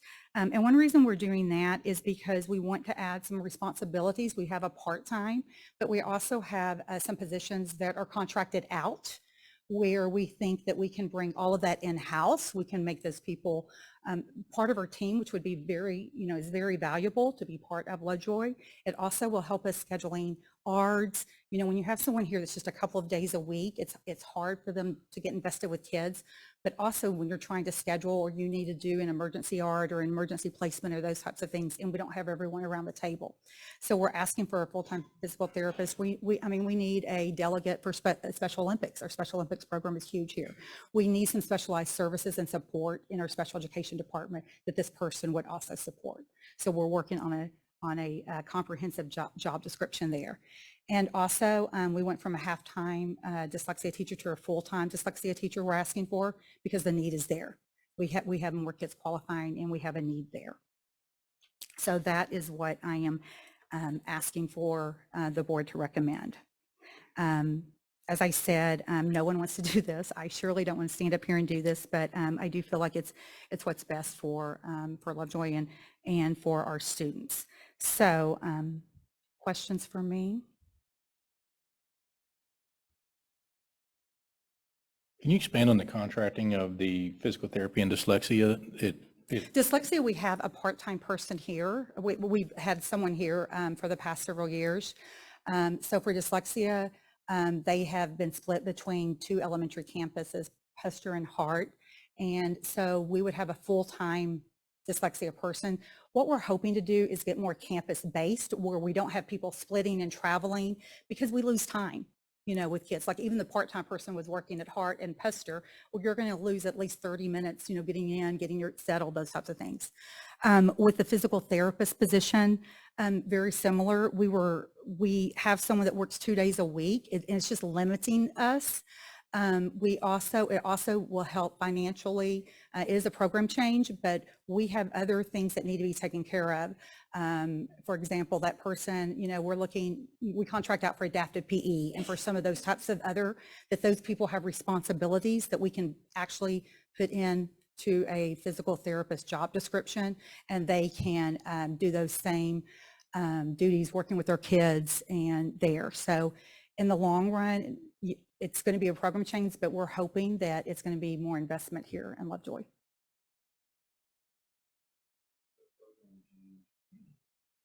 Yeah, when you say program change, can you expand a little bit more on how going from a part-time position will save money over the long run? Well, to go into a full-time position? because we have kind of piecemealed out, like we have piecemealed adaptive PE, we have part-time diags, we have part-time. So basically, if we can if we're going to put together a job description where we have one person doing that. So usually with contracted services, they're a little bit more expensive than what we would have here for our employees. So we're paying a premium pretty much for all of these contracted services when we could bring them in-house and have one person take on those responsibilities, honestly. So it's a money saver then? It is in somewhat, but also, I mean. More than that. More than that, it is, yes, it is. But it is, but, you know, I think our teachers will agree that it's nice to have someone to walk down the hall and have a conversation on a Friday when that person's only here Monday and Tuesday, you know, and I think that's something that's challenging and scheduling, even scheduling kids and programs because our kids have to get those services, and the services, you know, I mean, they may receive 15 minutes a day, but then we make it 45 minutes a day because that person's only here 2 days a week. Those types of things are impacting, you know, students' IEPs somewhat. Can you speak, or maybe this is for Kevin or Coach Ross, I'm Okay. not sure. So there were 15 wrestling comments. Thank you for your comments. Exactly what this will look like to the kids and the families as far as this part-time assistant wrestling coach. So how will they feel with it being called this versus the way it's structured now? Does that make sense? Kevin, do you want to talk about that? Because I'm sure y'all want to know, so I'll ask it. Yeah, just like Anna said, we're going to continue to have a qualified, experienced wrestling coach. There may be part-time, like she said, if Coach Tischer is interested in the position, he can still apply for it. So we don't want to go, there's no denying the success of the wrestling program. And there's no denying the commitment of our two coaches. And like Anna has said, there's no way around it as far as it's not easy for anybody. We want to continue the excellence that this program has had. We feel like that we can do that with this move. But again, we never want to go through this process. It's just one that we're unfortunately having to go through right now, but we still feel like that we can serve the wrestling community, the wrestling students, and the wrestling program with this move. Kevin, can you speak specifically to the safety concerns and coverage at meets and things of that with this change? Yeah, we're still going to have, like I said, we would never put one coach at a wrestling tournament and wrestling practices. For that matter, we have a couple of experienced junior high coaches in there as well that have traveled. When I went to the regional meet, there were 4 coaches there with our team. And so we have, again, not just a warm body, but people who are experienced in the wrestling program and in the wrestling sport with our students and with our athletes. So essentially, nothing will change with the way the kids are because they'll be at the practices, the meets, all wrestling activities. They're just not a full-time employee that's teaching and coaching wrestling. Is that correct? That's correct. Okay, I just wanted to clarify.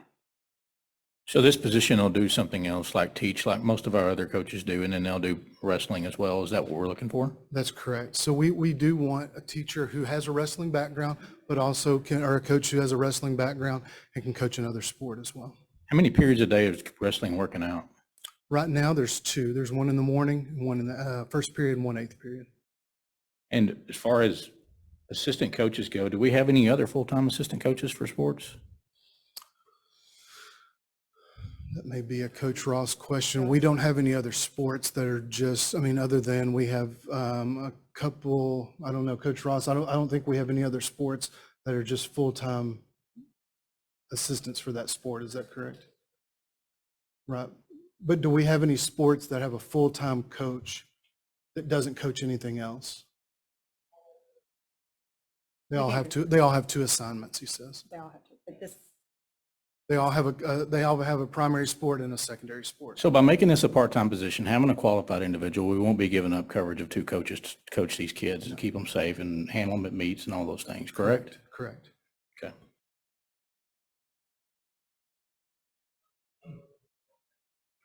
I have one more question. I don't know if it's even related to this, but I was hearing a lot that there is not a trainer at these. Why is that? Can we send a trainer to help with bloody noses and stuff? I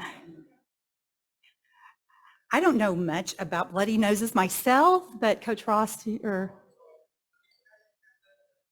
an athletic trainer at the meets. Yeah, like student trainers at the meet for coverage. I heard a lot of that. Like the coach needs to be there for safety and injuries. Here, come on up, Coach Ross. Or right there even.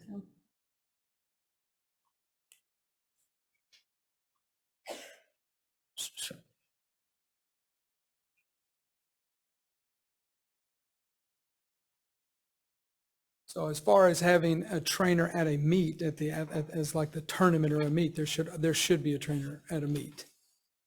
But that's the facility. Whoever's setting up the meet, if they're setting it up and not having a trainer, that's crazy. Who would it? So like whoever's setting it up, whatever group is sponsoring or holding the meet. So that would cover the coach's need to be the trainer, or is the coach still needing to be the trainer too? As coaches, we're always responsible for the safety of our athletes. And we should be able to monitor and assess. We have trainers that are on call. Like we have 2 trainers, well, 3. We have 1 at the middle school, 2 at the high school. But then we have 18 teams spread out all over our multiple campuses. So they're rotating through different practices, but then they're always on call. Not to belabor this, do we have student trainers for wrestling that could help with bloody noses? Yes. And so if a coach wants, sure, if a coach wants a student trainer, it's like they assign them and they have them in different places. Maybe the parent, if you don't have one, ask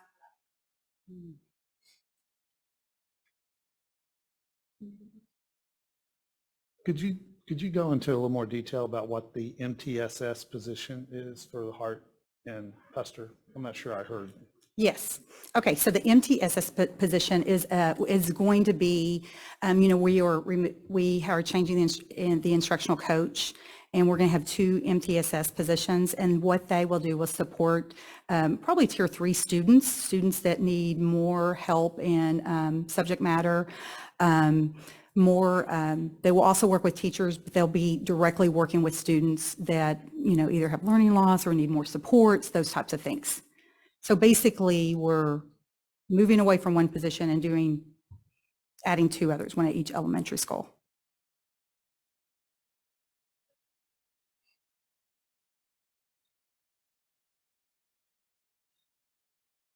Other questions? Maybe one additional question, maybe also to Coach Ross, is that we definitely want to recognize the wrestling program, their success, and the dedication of these coaches. And although we would certainly always like to have more resources, do we feel like this particular plan will support the program on a go-forward basis in a healthy way?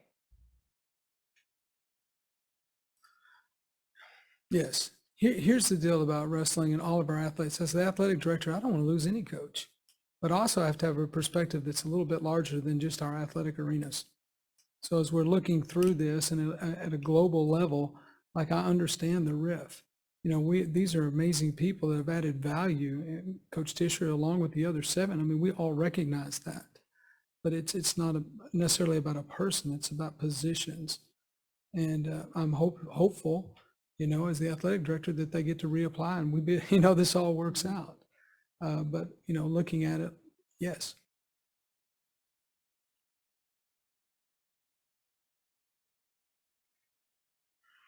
Other questions? If not, I entertain a motion. I just want to make another comment. I don't think any of us want to be here to do this, but I believe our community has demanded that we look for efficiency. And I believe that this is one of the ways that we'll need to do that. I feel like the administration's really looked hard to find ways to not impact kids in the classroom and their other activities. And I feel like some of these positions, even at the administrative level, pushing people more into the campuses and into the classrooms is what we need to be focused on. So thank you.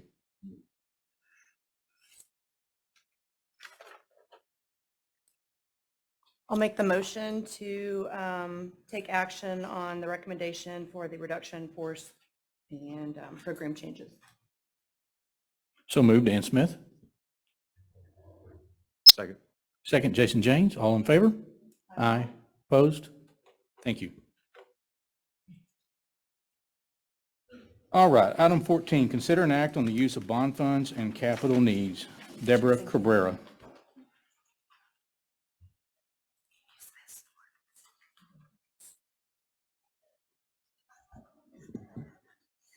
Good evening, President Owen, board members, and Superintendent Cordell. We've had several meetings where we've discussed how we have spent our $5 million 2001 series bonds to date and what we might do potentially with some of the uncommitted funds. So to review this item and ask for your official approval to proceed on our capital needs, I'm just going to present a slide to recap the spending that we're asking to commit this evening, about $2.77 million. Instructional materials, we have a line item for not to exceed $450,000, and in a minute, Dr. Tinsley will go over that item, and the technology infrastructure and equipment item we're requesting not to exceed $1.5 million, because those 2 items alone make up just under $2 million of that $2.77 million request. We're also looking at a potential new ERP system for finance, payroll, and HR, and definitely to proceed with a power school upgrade. Those 2 items not to exceed $308,000.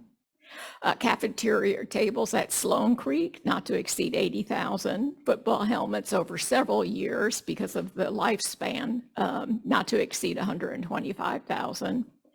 Custodial equipment not to exceed $220,000.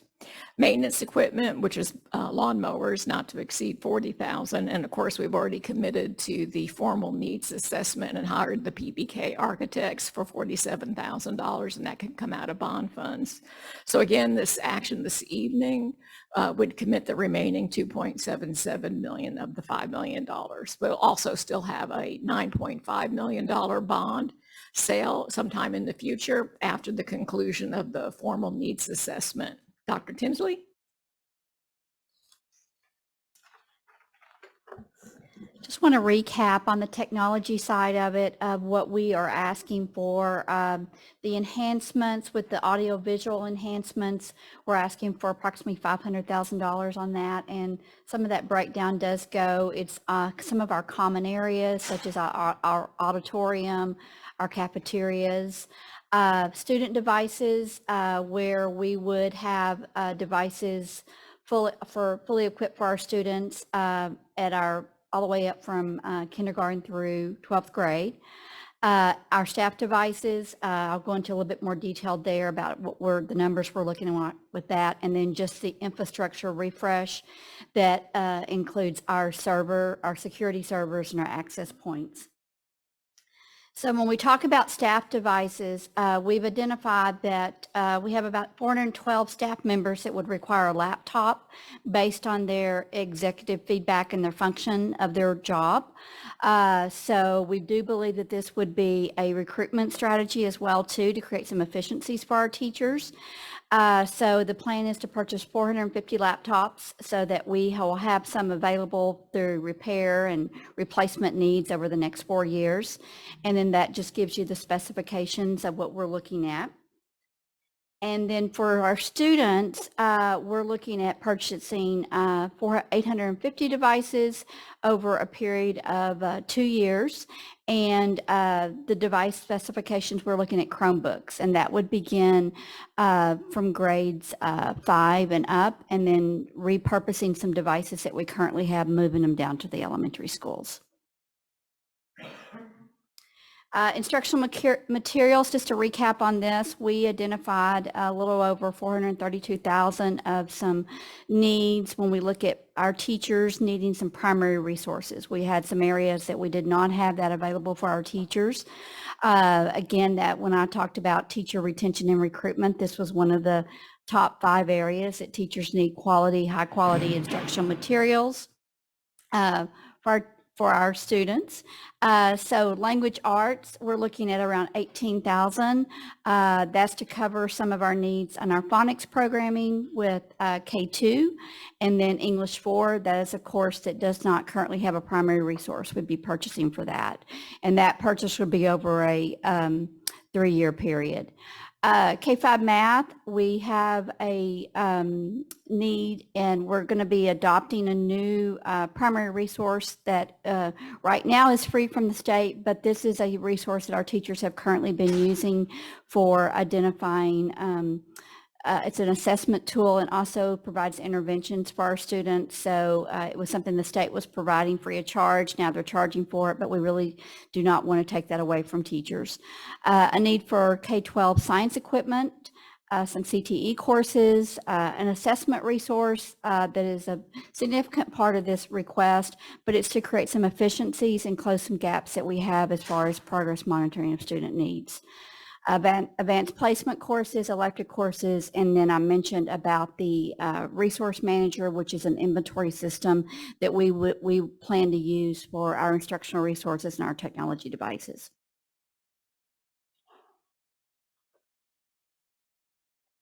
Any questions? Would you remind me what the term on this, if this amount of money, what the payback term is? How many years? How many years to pay it back? It was 5 years, but we have actually already paid the majority of it back because this was from 2021. So we've been paying on it, just haven't spent it yet. And there's a portion, is there any obligation to the M&O fund that will hit because we spent these INS dollars? So like the instructional materials resource system has an ongoing fee, is that correct? And you mentioned that comes from M&O on a go-forward basis? Yes, it would, but there's also some state funding that's earmarked directly for instructional materials. And so this is during the legislative session, is projected that that will go back to the original funding that it was 2 years prior. And we have worked through that so that we can support this over time. Mhm. Last comment is just, it seems like we are really cleaning house and really trying to get a bunch of things in order of maybe purchases that probably could have been made in the past to make sure that we have, I particularly like the instructional materials to make sure that the teachers have what they need for their classrooms. I'm happy to address that. What we have found as we have been doing an assessment of current state in multiple areas is there was not a strong cycle of renewal and replacement at strategic years. And so what has happened is we have numerous resources, whether it be technology, whether it be instructional resources that are either out of date, at end of life. And so we've conducted some of these needs assessment, identified those areas, and then we're also strategically putting plans in place for the life cycle of those resources in all areas. This work you will see continue also as part of that capital planning assessment. So if you don't have any other questions, the administration recommends that you approve the use of the bond funds for these listed capital needs. Questions? Further? If not, I entertain a motion. I move that we use these capital funds as listed. So moved, Marvin. Second, Ann. All in favor? Aye. Opposed? All right, item 15 is the presentation for master scheduling study recommendations.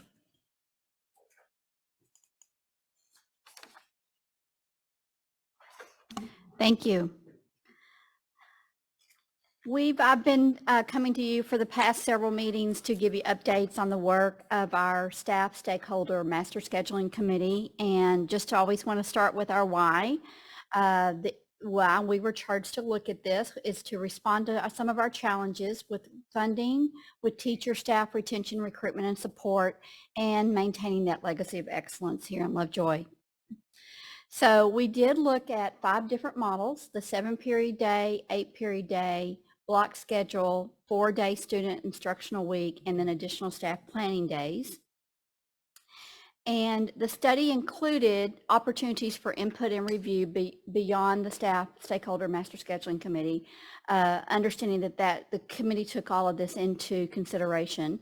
We offered some staff information meetings. We've conducted some parent information meetings. We met the last couple of weeks with the Financial Sustainability Committee and Lovejoy 2030 Strategic Planning Committee. As I mentioned, updates have been provided at the board workshop and regular meetings. We released an FAQ March 3rd in Connect with Katie and had that accessible to staff and to parents. 2 surveys were conducted. Information has been shared over several weeks in Connect with Katie. And then we've also made ourselves accessible for staff and parent phone calls, emails, and offered some meetings as well too. We also have shared 2 different PTO meetings, the updates as we've been moving along.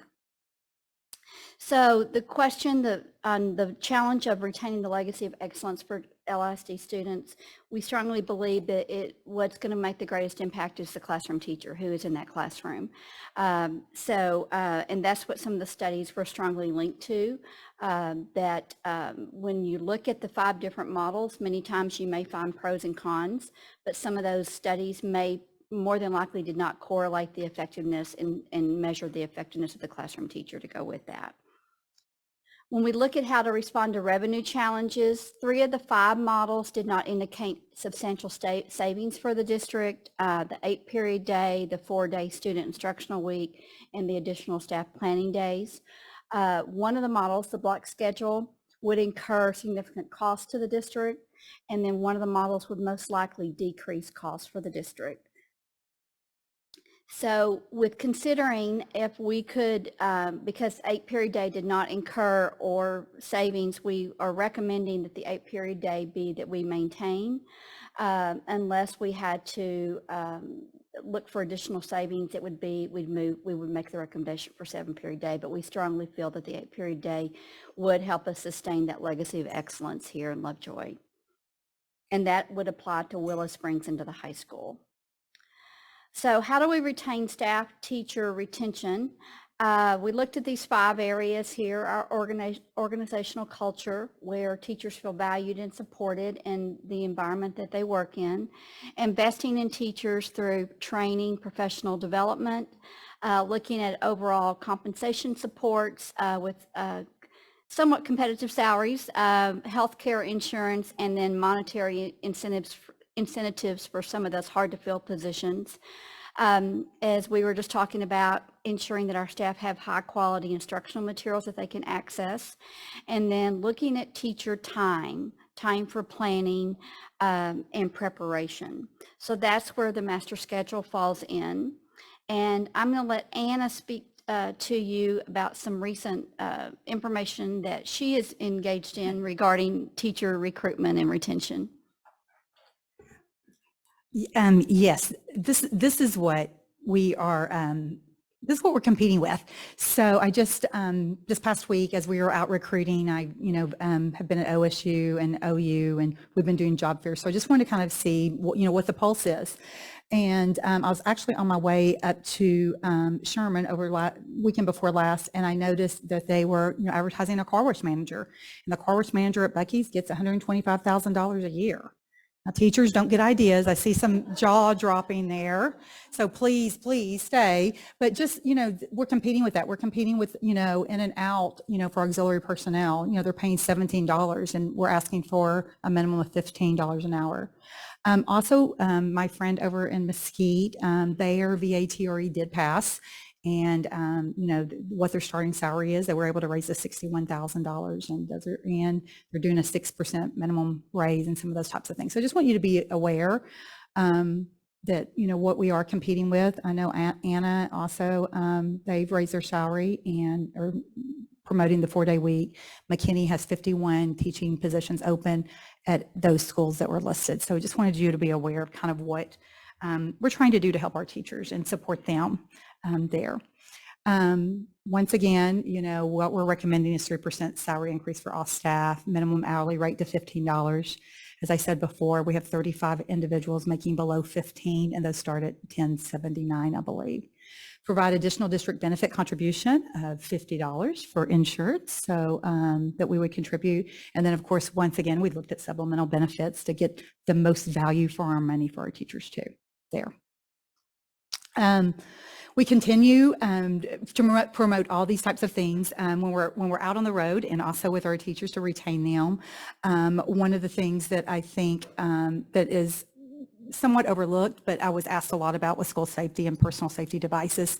And I think today we saw something else that was very unsettling once again. And I know I personally appreciate having school marshals around and a and a PLD around my neck. So just want to, thank our school marshals for that. But that's something that actually is a recruitment tool that we use. Looking at high quality professional development, really focusing on giving our teachers opportunities to be part of our decision making, be on committees, be here and us supporting them there too.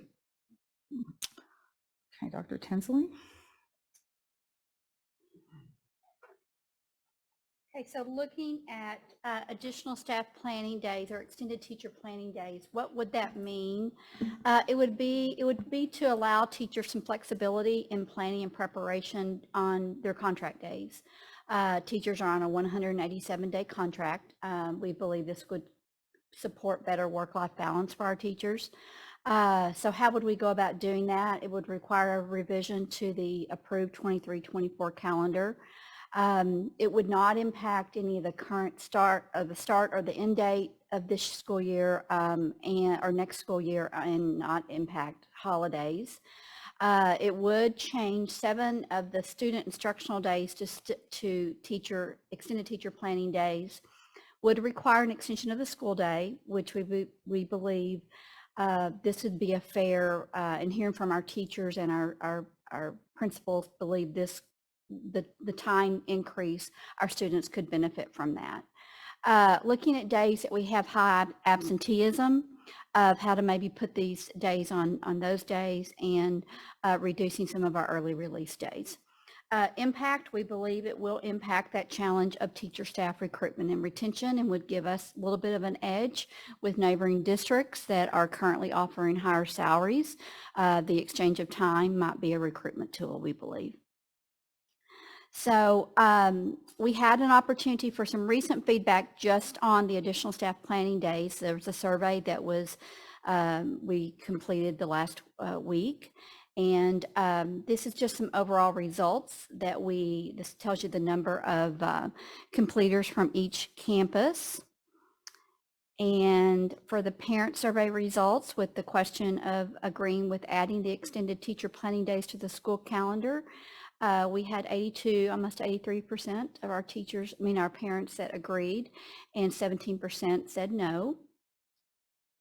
On our parent survey results, inquiring about childcare that they might need, we had approximately 195 parents that said they would be interested, and that is an area that we are further exploring and believe we can really enhance what we're currently offering already. So I hope I'll be coming to you soon with some more information about that. And the staff survey results, this is the breakdown of where the number of staff members that voted on each campus. And this is the breakdown of their position. So you can see the majority came from teachers. And out of this, we had 92% for agreeing that yes, and we had about 9% that said no. And we had a pretty high number of our teachers that might be interested in some childcare as well too. So some additional things we considered on some of the feedback. There was a comment section on the survey that we felt like we needed to consider when looking at the school calendar. There was some feedback. Would you add minutes to the beginning and the end of the day? And you'll see in just a minute what we're proposing. Consider November 1st as an extended teacher planning day. A couple of comments also wanting to do the day after the Super Bowl for one too. So, and additional minutes, how could they be utilized for tutorials, remediation, interventions, and enrichment, because we have kids staying for tutoring already. Could we provide some affordable childcare options for families? And we certainly believe we can. And then would there be expectations for staff with implementation of the extended teacher planning day, some accountability measures that put forth? And yes, there will be. Also, we do feel like that this would, when we look at how could it impact student achievement, we believe it will really positively impact student achievement because our teachers will be more prepared. But it will also, some of the ways that we are going to be monitoring, we'll continue to monitor student progress, is we started our MTSS progress that we do with multi-tiered systems of support for our students. And then one of those instructional materials that I mentioned, the MAP growth system, would help us monitor students at a high frequency on progress. Also, we're going to be, with your approval of the instructional materials, we're going to be able to broaden high quality access to that, as well as with the technology devices that our teachers would have and students. We would also address that through professional development of how we're targeting student growth measures and interventions as appropriate. And again, the efficiency that technology could bring. We did meet twice with the Financial Sustainability Committee and Lovejoy 2030 Committee, and both of those committees are made up of parents and teachers. So the feedback that those groups shared, these are just some kind of big rocks here: staff appreciation, compensation, teacher autonomy and support, continued focus on culture, being creative with our teacher staff recruitment efforts, establishing some partnerships. We have some great partnerships already, but how can we broaden those partnerships? Ensuring that we have high quality resources for our teachers, allowing time for planning and preparation, and then teacher staff retention strategies. So looking at workloads, how we're protecting their time, feedback on incentives for longevity of service to the district. So these were recommendations from the committees as how to respond to teacher staff recruitment and retention efforts. So just a reminder what our school calendar requirements are. We build a school calendar based on the number of minutes, not instructional days. And so we're required to provide at least 75,600 minutes. And we do have some options with a little bit of waiver in there with some professional development time that we do build in. And then the teachers are on the 187-day contract. So the final recommendations is that we maintain the 8-period day at LHS and Willow and revise the 23-24 school calendar to reflect extended planning days. So I'm going to go into a couple of calendars here, and you have a copy of both these calendars. Or the revised calendar, you have two different copies of that. But if you look at the approved 23-24 approved student calendar, currently there are 171 instructional days. With the proposed calendar, that would reduce that to 164. Therefore, increasing the number of minutes that we would have to get into a day, moving from 435 to 455. At Puster, Hart, and Sloan, we would increase the daily minutes to 20 minutes per day. At Willow, it would increase by 15 minutes, and at high school, it would increase by 10 minutes. So that would mean converting 2 of the current, 3 of the professional development days that students are already off to planning days for staff. And what that means, we would not be scheduling meetings, we would not be scheduling professional development. Teachers would have the autonomy to determine how they use that time for planning and preparation. Use 2 of the bad weather makeup days with the understanding that we wouldn't have to use those days. And those days on the current calendar, as you remember, they're later in the school year. And then converting 7 instructional days to student holidays. The projected start and end time currently at Hart and Puster, our start time is 7:55 and we dismiss at 3:10. The additional planning teacher days that we're proposing starting 5 minutes earlier at 7:50 and the day ends at 3:25. Sloan Creek, do not recommend adding that on to that, going any earlier there because they have a pretty early start anyway, but they would dismiss at 3:15 rather than 2:55. At Willow, adding 10 minutes on at the beginning of the day and then 5 minutes on to the end of the day. And then at high school, 5 minutes at the beginning and 5 minutes at the end. We have talked with principals about this, gotten their feedback. Mr. Parker has worked with transportation to ensure that we can support busing and traffic flow as well.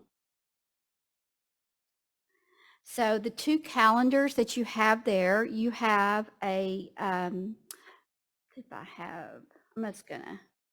I'm gonna let you look at them. There's 2 different calendars. There's one that we're calling it it's the one that has the different dates listed in different colors. And really that was for the purpose for you to see how those days would be used. And then the second one is the actual version, like the format that we're using now, where it would just reflect student holidays. So the differences in those calendars would be that we would convert September 1st, September 29th, November 1st, December 15th, February 2nd, April 1st, and May 10th to extended teacher planning days, and those on the current calendar are instructional days. Then convert 3 of the professional development days to extended teacher planning days, which currently we have 4 during the school year, or excuse me, 6 during the school year. November 17th would become a extended teacher planning day. February 19th and 20th would be planning days. And then adjust the bad weather makeup days to March 8th and April 19th, and then convert 2 of the 3 early release days to extended teacher planning days. We believe that feedback from our principals too, that you can't get a lot accomplished on those early release days. Now, at the high school, we use those for exam purposes. We would keep the last day of school, though, as an early release day. Some other considerations is that Leopard Friday is September the 8th, and traditionally that has been an early release day here in Lovejoy, but really felt like it's really the high school. We need students to clear out of the parking lot so that we can set up to kick that off at 5 or 5:30. And so did not feel like that it was necessary to have early release on the other campuses, that our students will have plenty of time to get with their families and enjoy the festivities. And then the Lovejoy High School early release days, final exam days would stay the same. There would be 4. So questions?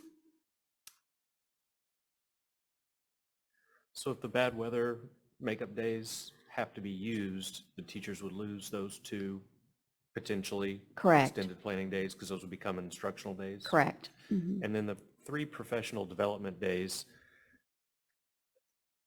when is that professional development being absorbed somewhere else? How does that work?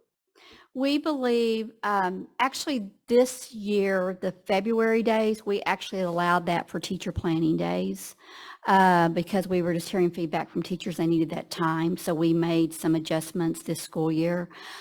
We also got some feedback from our teachers. We're going to keep the November, I believe it's the November the 17th or 16th. That would still be a professional development day. We believe that we do need that, but we feel like also we can embed some of this throughout the school year with our teachers as well.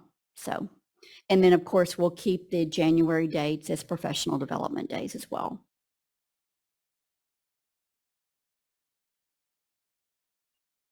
I did read 33 pages of parent and staff comments, and I was amazed at how many people wanted the Super Bowl off the day after the Super Bowl. So I agree with that one. Same for November 1st. So I see that you've made that change. We did make that change, yes. I did see quite a few parent feedback around, is this going to be recess or is it going to be something else? Is that part of a decision that will be made by the campus principals at a later date? Okay. Mm-hmm.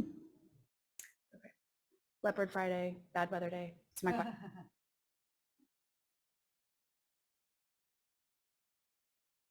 Other questions?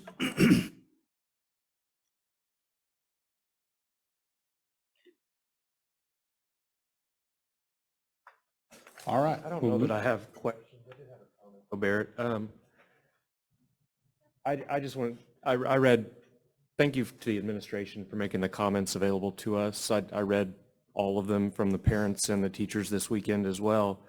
And it was, getting percentages on a survey is one thing, especially sometimes the way the questions are asked can influence that, and I get that. So, but the comments are from the heart. You could tell people were telling us how they felt about these things, and I really enjoyed getting to read, and people were not on people were passionate about their opinions in both directions. I'll leave it at that.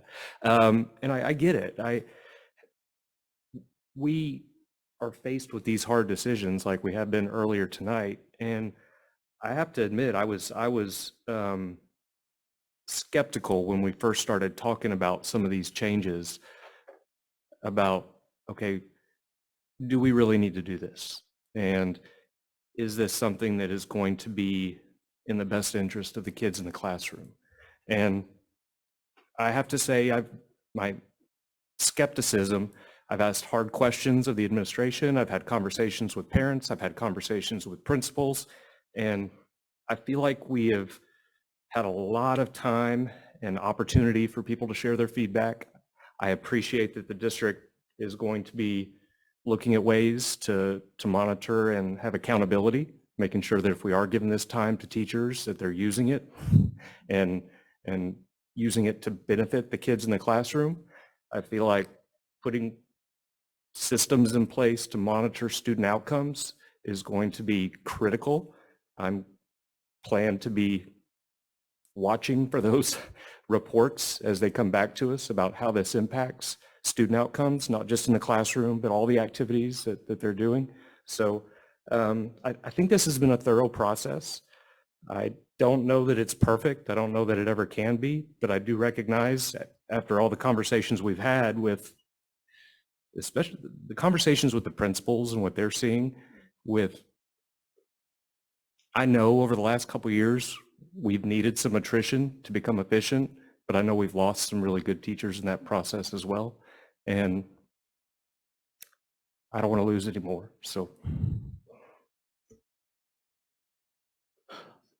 I also would like to just comment about a little bit on the same topic. I appreciate the board asking the questions. And I think it's not appropriate to construe hard questions as not supporting someone. The whole objective here is to make sure we flesh out the best decisions, and having 8 different perspectives to do that is a valuable thing if it's used right. And if it's not, then it's not used well. And that comes through questions and correspondence and communication. So want to encourage that to continue, obviously in a respectful and kind way, but to continue to ask the hard questions so that we can get to the bottom line. I agree, after reading and looking at all the opportunities we have to take care of our folks, that this is one step forward that we can take that ultimately, hopefully, will augment a successful culture that will create a happy place in the classroom more than it was yesterday. Not perfect, but a step forward, and ultimately can positively impact our kids. That's what I'm wanting to see happen, because the happier the teacher, the happier the outcome, I believe. And I think that goes across the board for everybody serving the community through these roles, including you all and all of our staff. So I appreciate the process as well. I appreciate the number of times we've talked about it. And I also appreciate it bringing it to a head and moving forward. So thanks. All right, we'll move on to. Can I make one comment real quick? Okay. I just want to say I've had both types of jobs. I've been a teacher, and then I've also been in the professional world. And one of the things I think is so great about this, sorry, Jason, it's a little contrary to what you just said. I think giving teachers the respect to have a day to be professionals says a lot to a teacher. You know, you've been one. They're professionals. They're going to do what's best because they love their job and they are professionals. So that communicates to me so loudly that we trust them and we believe in them and we want them to have balance. And I just wanted to say that. I'll just add to some of the comments that have already been said. I do also appreciate so much the administration, the process that you went through. Oh my goodness, the decks and the charts and the meetings and all of that kind of stuff. I wanted to say thank you to the staff stakeholder committee who went through the process of doing that evaluation, because I know that that was an addition to your responsibilities. I thank you for all of the meetings and the FAQs and 2 community surveys, which I think is important. I also wanted to say thank you to the parents who took the time to attend those meetings and to submit their feedback. I don't think any plan is perfect and has only pros and no cons, but I think this is a reasonable compromise between all of the different stakeholders. And my hope is that we can, as a community, not see this as one side, got their way or one side didn't get their way, because we are all on the same side. And that should be the success of the district and for its students. And so I still do hope that we are continuing to be focused on compensation and overall reduction of workload, which I know we will be. I think we're obviously in unique times where it wasn't that long ago that we approved revisions to next year's calendar, and now we're doing it again. I really hope that the community understands that, at least I'll speak for myself, I don't take that lightly. We are moving away from a traditional calendar and have been for a little while. I'm very hopeful that this accomplishes what we needed to and that we're not having conversations like this with calendar changes again soon. So that's my hope. I would just add that I think, it's important, as y'all have done, is balancing the interests of everyone involved and the impact on all the stakeholders in making the decision. And, you can split hairs and say, take 5 minutes here or take this day here and all that. I don't know that you can always please everyone, but I think the message should be is that we are in unprecedented times, both for this profession and both for public education. And so we have a toolbox full of tools that we can do to try to improve teacher recruiting and retention and actually maybe perhaps improve student outcomes at the same time. And the days of, let's see how this goes for a little while and not do something that we can do now, I think those days are done. And I think we have to do anything and everything we can. I'm not saying we're going to do every single thing. We may disagree with it. It may not work for Lovejoy, but this is a problem statewide. We'll do the legislative update in a minute, and you'll hear more about that. But I'm just saying it's really hard, and the burden's being placed on our teachers, being placed on school districts, being placed on our students. Make this very difficult. And at the end of the day, I know everybody in this room, whether you're work here and you teach or you're on the staff, whether you are a volunteer, whether you are a parent, or whether you're a student, I believe we're all here because we want to be. I believe we're all here because we chose to be. So in that sense, we can be more unified than other places who are dealing with different competing interests and different difficulties. But if we keep that in mind, we're here because we want Lovejoy to succeed. We want everyone in this room to succeed. Parents, kids, faculty, administration, even volunteers like myself. We all want to see us all succeed and have the best possible educational experience we can for our kids. And so that means making some balancing decisions and making some tough choices and moving forward together. Well, and I want to piggyback off what you're sharing about the staff stakeholder committee, and they represent so many of our wonderful teachers, but always at the forefront was what was best for kids. So we had some difficult conversations, but kids were always at the front, and so, but I think that's what makes Lovejoy so special. So. Here we move on. So we're going to go to item 16, consider and take possible action on the 23-24 school calendar revision recommendation. Mr. Parker. Yeah, so mine's pretty short. With all of that said, the administration recommends the adoption of the revised 23-24 school calendar as presented. Now you can make a motion. So moved, Julie McLaughlin. Second, Amy Smith. All in favor? Aye. Opposed?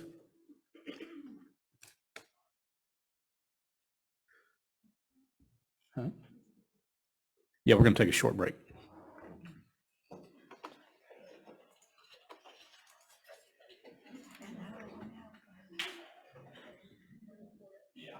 This or this.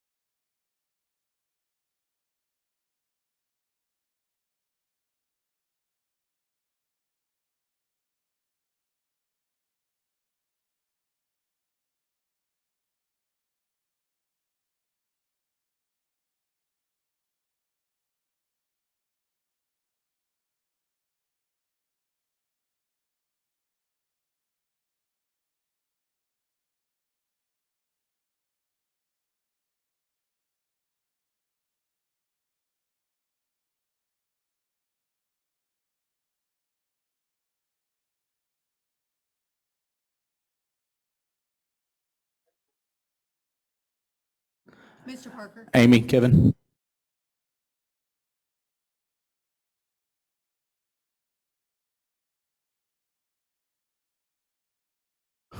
All right, item 17 is the budget workshop.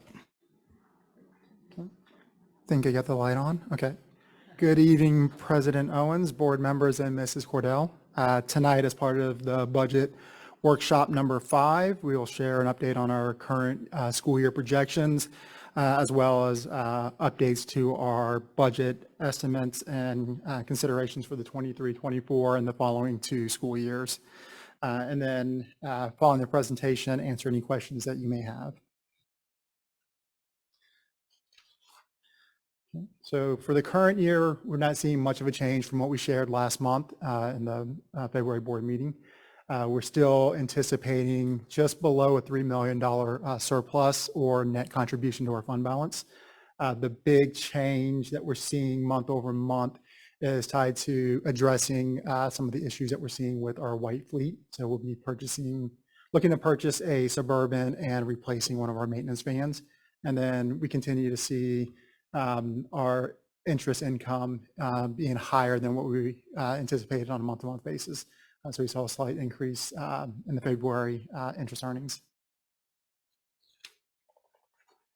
At the forefront of our planning and budget development for the 23-24 school year is our responding to our funding challenges with a focus on retaining Lovejoy's legacy of excellence, while also retaining and recruiting and supporting our teachers and staff. So some contextual factors just to kind of overly simplify the explanation of the state funding formula. It's basically comprised of like 2 components, a rate times quantity. And our quantity is represented through our enrollment. And then the rate is the basic allotment, which is established through the legislative session. Currently, our funding challenges are due to the declining enrollment, which we did re-engage our demographer last week. So we'll be providing you an update on the consideration that we're making in our model due to that. And then obviously there's 3 different bills that have been filed that addresses during the legislative session that addresses the rate part of it, which is the basic allotment. And then with the increased property values, you would assume that with increased property values that we would see increase in revenue.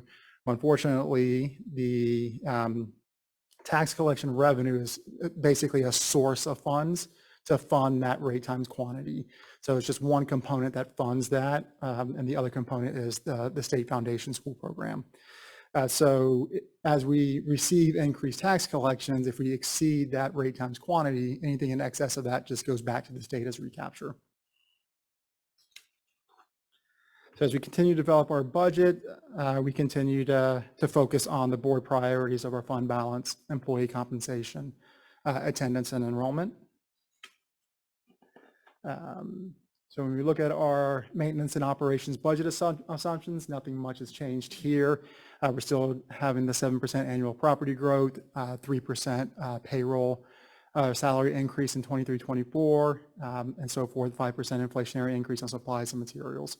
The enrollment projections are the lone assumption here that has changed slightly. Okay, some other budget considerations. The 2 things that have changed from this slide from last month that we're sharing is that as we increase the enrollment due to the re-engagement of the demographer, we also had to adjust our scaling of our staff. So as we increase the enrollment, we would need additional staff to make sure that we're maintaining ratio. So that has changed. And then the second one to the bottom, the compensation, as we look to continue to find ways to retain and recruit staff, we've increased our stipends for hard to fill positions, such as the special education teachers. But then also looked at our scale and looked to see how we can increase our scale a little bit to accommodate increases for new to Lovejoy ISD teachers. So that annual increase was roughly about $283,000. So as we look at our enrollment projections, so this was provided by our demographers. This is only looking at resident students only. So resident students are defined as residents and staff children. So very similar to what they did last year is they provided us with a low, moderate, and high. When looking at this and reviewing with the demographers, we felt the low was still a little bit aggressive.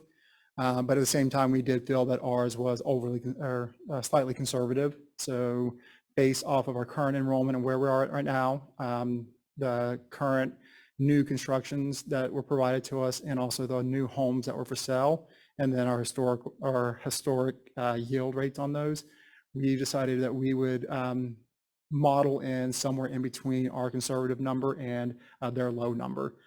So our low number for residents only were about 3829 compared to his 3939. And then we're anticipating about 221 Lovejoy scholars. We kept the scholars at the same approach, that conservative approach of just the numbers that we have right now and then matriculating the grade, and didn't change that approach.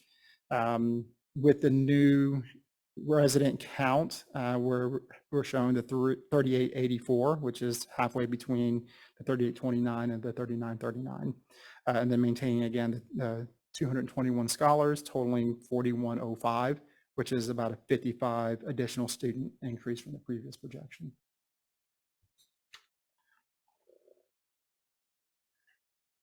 So when we factor in all the things that we've considered with the increased enrollment and the additional staffing costs for the stipends and the scale increase, we're still looking at a deficit budget of roughly $649,000 and 112 days of fund balance for the end of 24, and still growing out to about a 3.9 deficit in the year 25-26.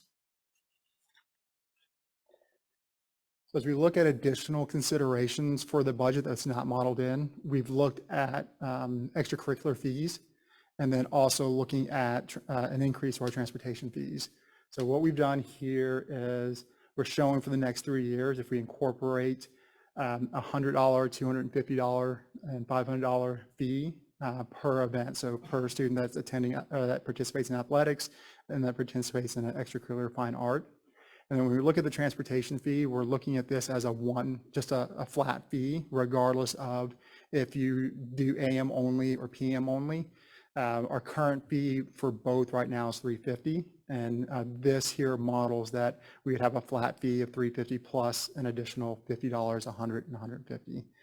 So given our current deficit of the roughly $649,000, if we look at, for instance, applying a $250 for athletics and fine arts and a $50 increase in transportation, that would get us well above a balanced budget and into a surplus budget, given no increase to the basic allotment.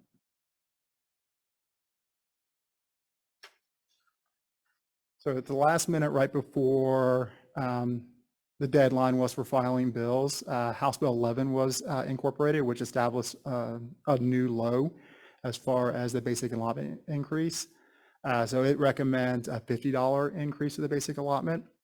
And this just shows what a $50 increase would do to our budget. Our current 3% increase would accommodate the proposed increase of the 30% to 50% of increased funding that would be applied to school-based staff, but it still would be about a $200,000 benefit annually to our overall budget. So quick legislative updates. Most of this you've seen already as far as the increase of the basic allotment ranging from $6,700 to $7,000. The new ones that we've incorporated here is the House Bill 11, which is what we just talked about, was the $50 per ADA increase of the basic allotment. And then we've also included Senate Bill 8 and Senate Bill 418. And then basically with Senate Bill 8 and Senate Bill 418 and the inter-district transfer criteria is involved in this, and as well as prohibiting us from charging out-of-district tuition, this would have a potential impact to Lovejoy of about $2.4 million. So here's the sensitivity that we saw last month. This incorporates the $50, but the change to this now, if they implement that change for the salary increase from 30% to 50%, we would have an additional compensation increase due to that change from 30 to 50%. So this now incorporates moving that from 30 to 50%.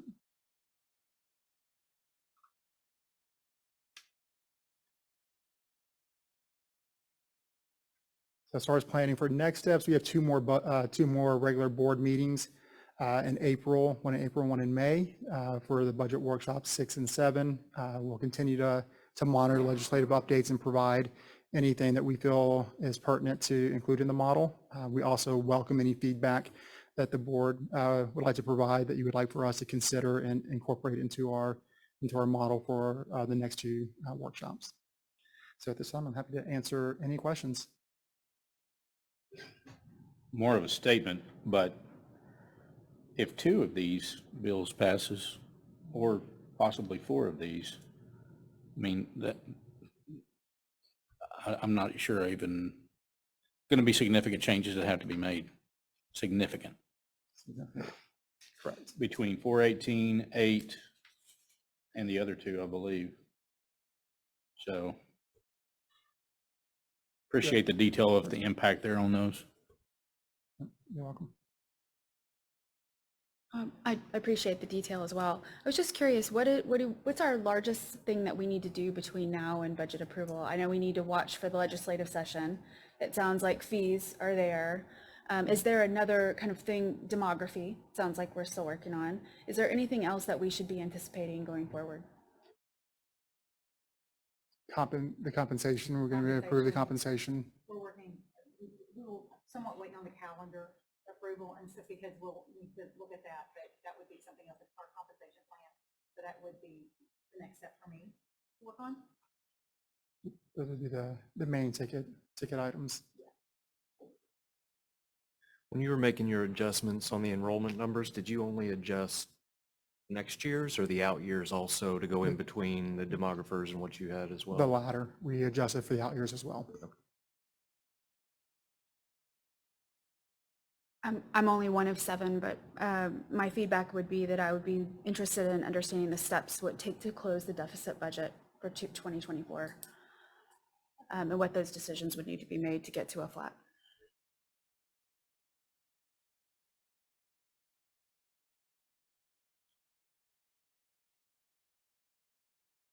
So I think a part of that, Julie, I think you recognize is the fee analysis, obviously, but there's changes that could be done otherwise that would probably impact programming to get there.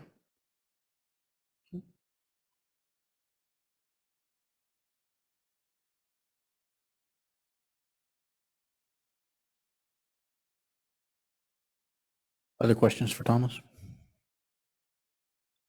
I'll just add one thing on the flat budget. We have to approve this, and if we're in a special session, we may not know what bills get, so we can always amend, right? Absolutely. In hopes to yes. get there, but that's part of the tricky part, and I think we were trying to kind of lay low and not make a ton of changes till we saw what was going to happen or not happen. Am I correct in saying that? That is correct. You can see the number of bills that could have potential financial impact and the level of that impact. There's quite a swing on that. And unfortunately, that's not something we will know until much later on. And the session, of course, ends in May, but then there's also the concern of things going into a special session as well. Almost seems like a guarantee at this point. I can see that point. I mean, I can understand where maybe that doesn't make sense going into the first budget. But if we're not successful with some of these things or some of those negatives, then I would recommend that we consider agenda items then in the summer to close that deficit budget, because I'm looking at that 3 years out and I'm concerned. Yeah, I think to your point, we may have to pass a budget and then we may have to amend based on what we know versus what we think we know, and maybe not react too quickly, but shore it up as we get more details and understand the situation. Thank you, Thomas. Thank you. Item 18 is a presentation on the partnership with My Community Credit Union. Yes, thank you. I'm going to have Carrie Sharp come up the other microphone here. We have find it here.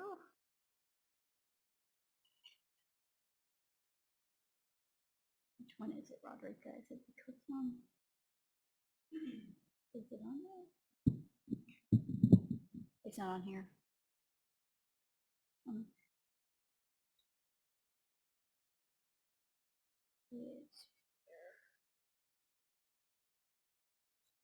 Let me just log in. Okay.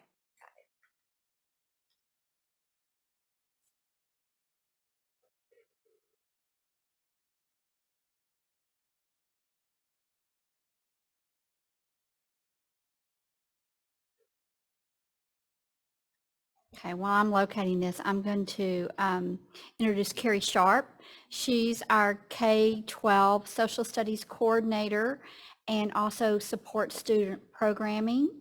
And she has been very instrumental in working through this. Hopefully, we're going to establish a partnership, but wanted to let you know what we have been working on. I'm sorry, I'm still trying to get there. It's a long agenda. I think you went past it. I'm sorry.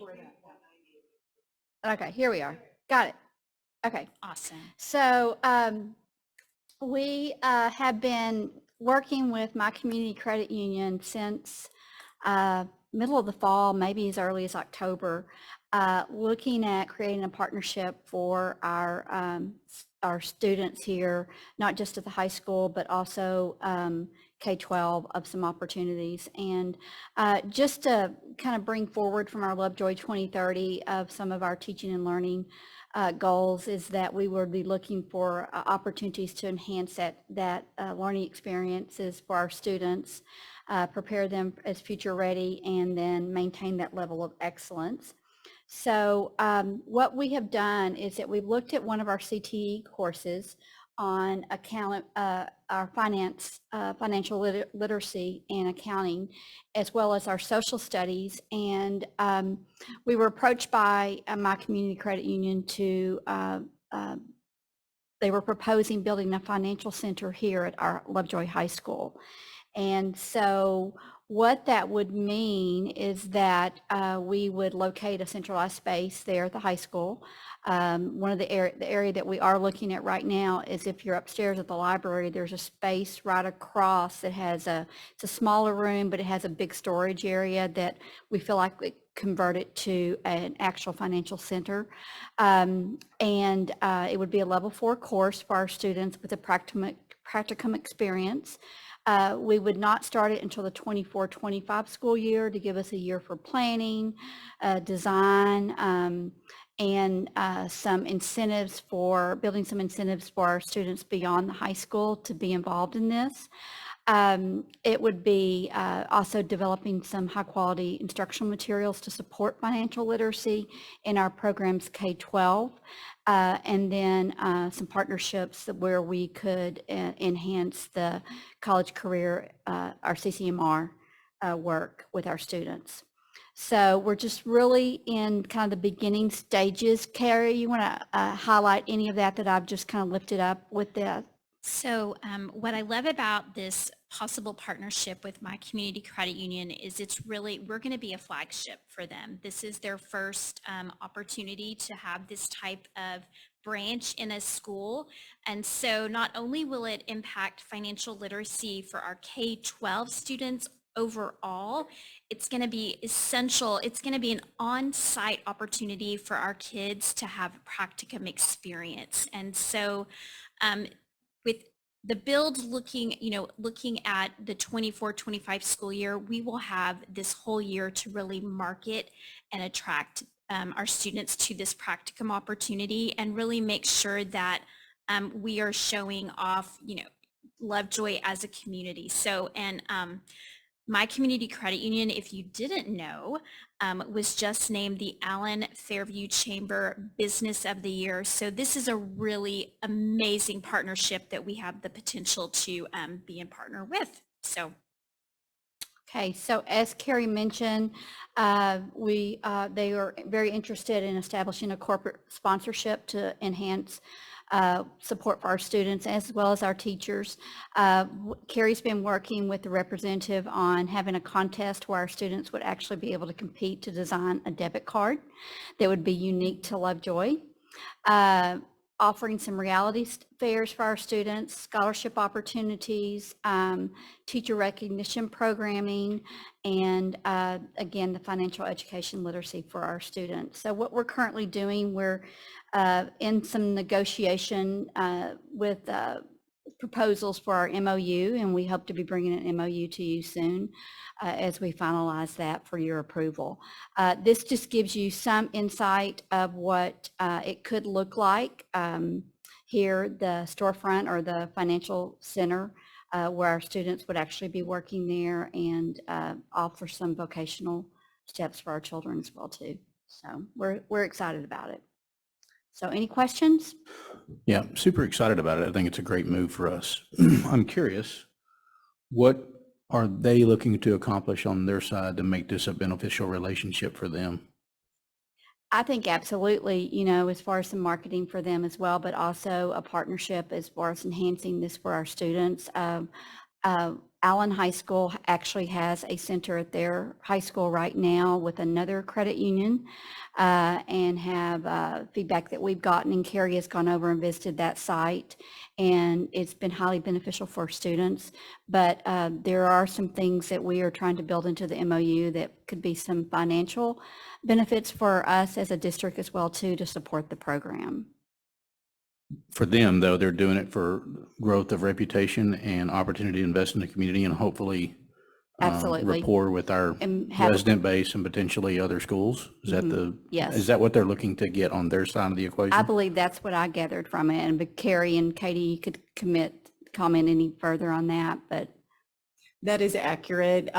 They have a commitment to being an active part of the community, and they obviously benefit when children grow up and become financially literate, and then use those financial literacy skills as adults.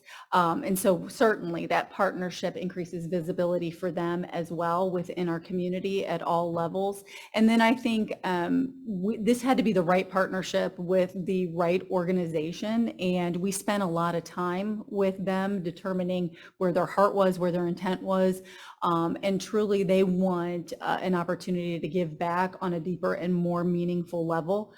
If there hadn't been that level of philosophical alignment, it wouldn't be a good partnership, regardless of how financially beneficial or opportunity beneficial it would be for our students. And I will share, as we narrow in on finalizing this MOU, we obviously will be coming to you with additional detail, additional presentation here in the future, the opportunity to review that MOU, and then to consider approval at the appropriate point in time. And again, I think that one of our goals has been to expand some opportunities for our students with some practicum experiences, and as well as some vocational is what we're trying to build as well too. So. I love it. Other questions? Thank you. Appreciate the Thank you.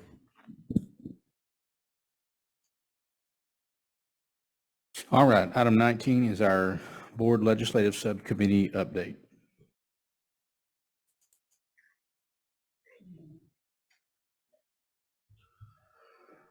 Okay, so this is an update for March. March 10th was the filing deadline for bills. There were 1,307 public education bills filed. We had a legislative subcommittee with Raise Your Hand Texas to gauge current legislative trends impacting schools, and I'll just kind of be honest, the vouchers thing is kind of sidetracked everything else, and it's dominating all the air down there right now. Not everything, but almost everything. Coming up, we're going to continue to monitor the bills. I'll admit to being the first person to have not read all 1,307 of them. And then we are looking for key opportunities at key times to get constituents, get Lovejoy parents involved, teachers as well. One of our goals is to coordinate a visit down there, probably do some morning meetings and then do some afternoon, they call it barnstorming, or going office to office, trying to catch people, trying to get through their gatekeepers in order to discuss Lovejoy legislative priorities. I think some of us as a board are planning to go down in April to kind of test some of those opportunities. Someone else want to do the calendar? Very exciting. This is the same calendar that we presented before. We just Okay. keep marching down the page, I think, a little bit. Well, we'll just jump over that one then, since it's the same calendar. Again, the only change is that the filing deadline for new bills is passed. There's been some discussion about it last month and tonight, but Senate Bill 418, filed by Angela Paxton, relates to regulations for out-of-district transfer students. Not only does it prohibit the charging of tuition, which, Lovejoy enjoys and uses in order to narrow the existing gap between state funding and the actual cost of education, the bill mandates an acceptance criteria and certain priorities and uses a lottery system for the availability of seats not utilized by resident students. And so we will effectively lose control over the priority. We currently use a first come, first served system. So that would be dramatically impacted by going through this priority list and then having a traditional lottery. Financial concern, 418 limits our ability to offer enrollment to children of our teachers and staff. They are pretty far down the list of the priorities for acceptance. And it would result in a potential reduction of revenue, approximately $2.4 million that Lovejoy uses to support other district programs. Unfortunately, and again, we don't know where 418 is going to end up. We don't know if it's going to be amended. Right now, it has no, other than an effective date, it has no grandfathering opportunities. It has no language about, delaying the effect of this bill. And it could result potentially in termination of the scholars program. Senate Bill 8 is the one everyone's talking about. It is a omnibus parental rights bill. It's 53 pages long. Contains a lot of different things, touches a lot of different issues. The headline in the newspaper is going to be that creates an educational savings account, which takes public funds and provides them to parents for use in private schools. Now, there's a limited eligibility to this program, and you have to be currently enrolled in a public school or attended a public school 90% of the year prior. So someone who's been in private school for 10 years isn't eligible for this program. So clearly this is meant to take children from public school into private school when we're already in several years of declining enrollments statewide. There's a short-term hold harmless for districts under 22,000 students in enrollment. By short-term, I mean if a student enters the educational savings account program and leaves the school district, the resident school district will get to $10,000 for the first 2 years the child participates in the program. And after that, that's done. Okay. I can just add a few things to that. So I went to a training this weekend that talked a lot about Senate Bill 8 and that it was estimated to cost the state of Texas $1 billion within 4 years. Just think about what $1 billion through the Texas public school system, what that could actually do for our kids. Another thing that I think is really interesting about this is that it funds children who transfer into private schools at $8,000 per child. We only receive $6,160 per child. So I'll take the 8,000 too. And one thing that I also was interesting to hear the folks that are down on the Hill kind of report back is that they believe that this will pass the Senate. And so really the fight is in the House. And so my understanding is their first budget night is April 6th. And that's when the representatives might take their first sort of straw vote on where they stand related to vouchers. And so that will be something that we'll also be looking for.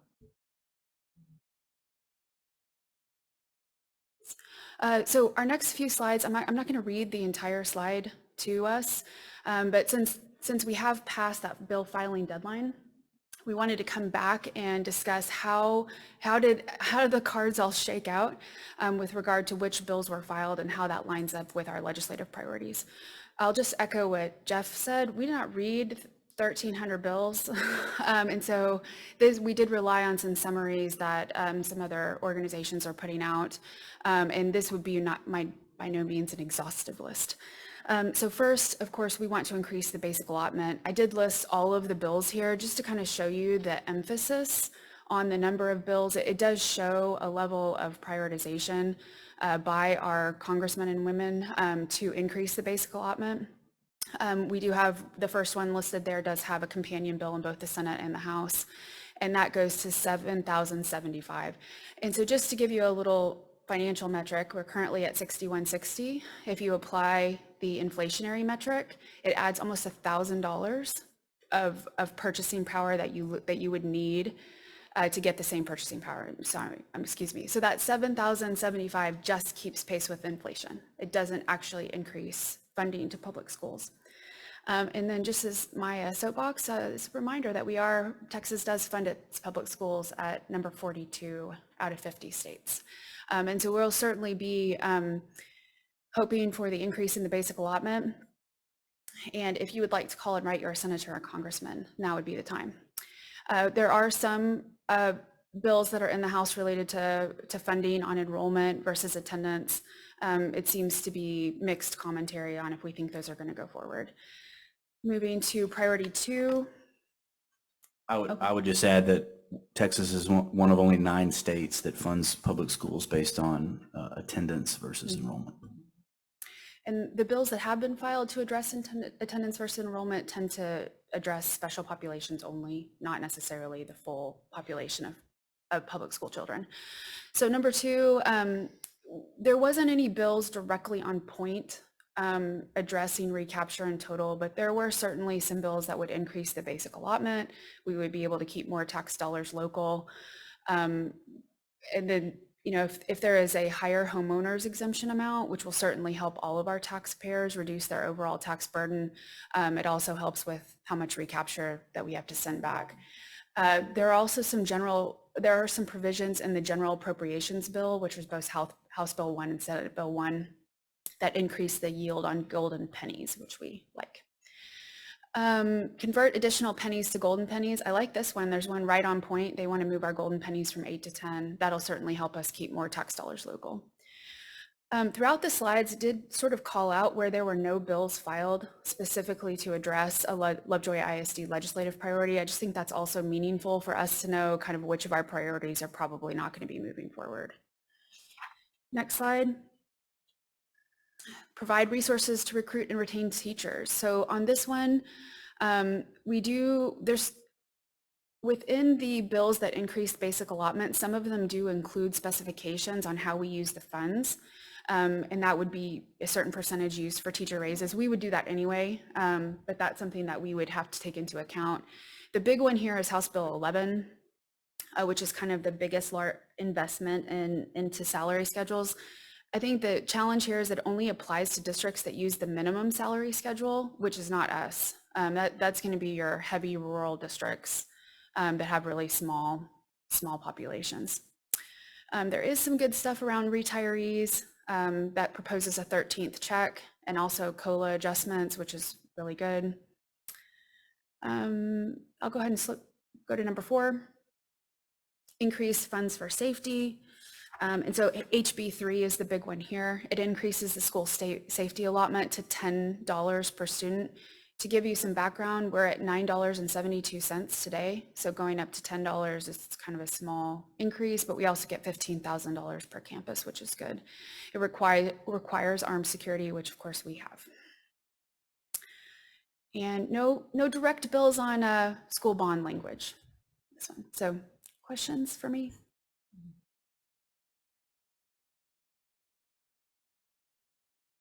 Number 5, it seems like most of the bills take away local control more than give it. They do. There wasn't a direct bill that says keep local control, so it was hard for me to summarize that one. They do. Yeah. So on this one, of course, we've covered the first one on pre-K. We've shown that in our legislative update, the last 2 updates. Another one to bring to you is Senate Bill 9, which calls for increases in teacher salaries, which is good. But it doesn't really address how much, and it doesn't provide any money to do it. So that would be kind of a no, kind of like a no good deal. So the bill literally has a blank in It it does. for the amount of teacher increases. The only one thing I did like in the bill is it provides double the teacher incentive for districts under 22,000 students like us.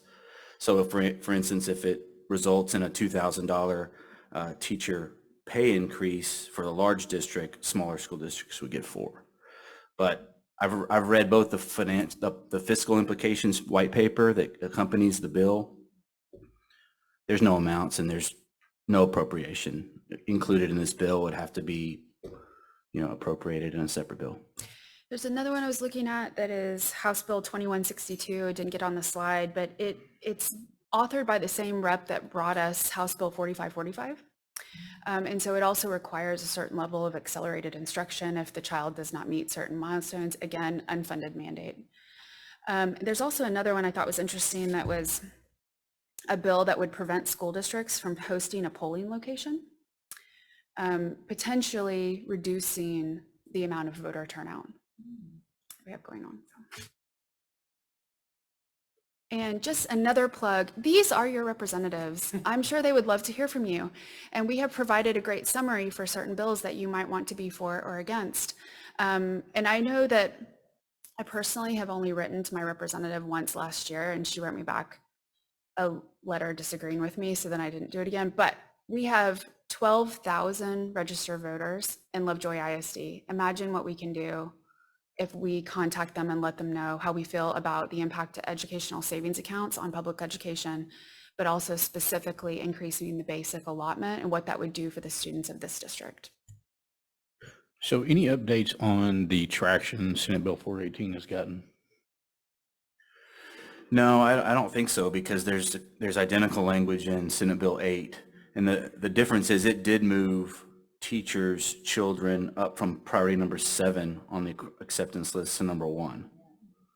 So it's interesting what's not said in these bills about capacity versus the hierarchy of acceptance and seats for taxpayers. We get updates sometimes every couple of days on which bills are being looked at in committee. It hasn't been talked about in committee yet.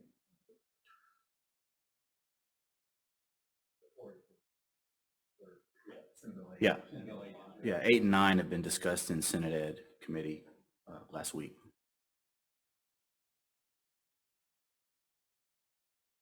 I wouldn't limit, if people in the community are reaching out to the legislators, I wouldn't limit it just to our representatives here. I mean, I think it's important to start there, but we had published previously other members of the education committees, both in the House and the Senate. You'll find that some of the other members in other geographic locations might be even more receptive to some of the things we're talking about. And so the more we can continue to talk to the ones, especially if we find advocates, and we have found some, and even in our one previous meeting, I think it's worth it to talk to as many of them as we can. Well, and I think that, the legislature, the proponents of Senate Bill 8 are really concerned about rural, small school Republican communities, hence the 2-year, $10,000 per student payoff for the first 2 years. But I'd rather them give that money into public schools and invest where we have 90+% of Texas school children that attend public schools. They have a constitutional mandate to do so as well. They have a constitutional amendment, yes.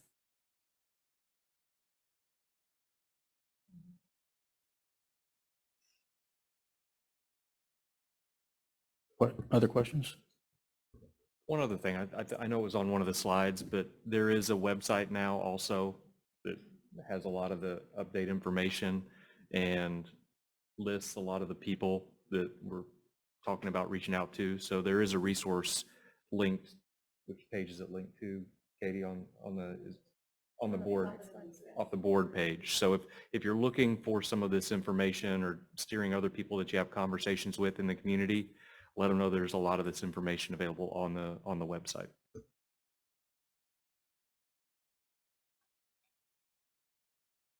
All right, thank you. We'll move on to cabinet reports.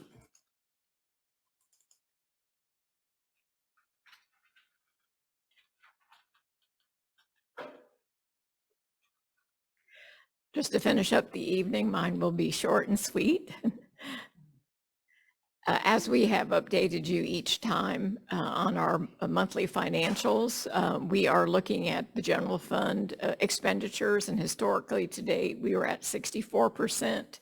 But now through February, our actual results are at 62%, so that's good. So I feel pretty confident in the number that Thomas shared with you, the 2.9 million adding back to fund balance. Hopefully we'll stay on trend. The other two big pieces of revenue that's come in the month of February, $5.4 million in tax collections, and also some extra earnings. I think we'll probably see another budget amendment, probably just wait till the end of the year because our tax pool interest at the higher rates continues to exceed our budget. On the debt service side, about 2.8 million has come in. So we're just monitoring those two on tax collections in case in any event that we have to do a budget amendment, either up or down at the end of the year. And then, of course, at the end of February, we still have 266 days on hand. And then I just wanted to follow up again a little bit on the tax collections. We do have an anomaly this year, and it was called the ice storms. And so it's really hard to go back and look and see if we can tell what Collin County Tax Collecting Office did for the 3 days they were closed, and how they accepted payments coming in that they didn't physically receive until they reopened their offices that they might have received if they had been open, as far as charging, penalty and interest, and also getting the money in the bank. But good news is after February has closed, we are on track and actually exceed last year's collection percentage. Of course, we knew we were going to exceed the dollar amount because of our increased sizable 15% tax base increase last year. The original levy was for both M&O and INS was 50 million. We increased that over the year with some supplemental adjustments of about 1.3 million. So of the total revised tax levy that we're hoping to collect this year, the 51.3 million, we still have a remaining levy of 2.2 million, even after the 8.2 million that came in February. So we'll keep you apprised of how we're doing on our delinquent collections. And then, of course, come July 1, all of those accounts get turned over to your delinquent tax attorney, Lineberger, and then hopefully they can help us get more of that money in our coffers sooner.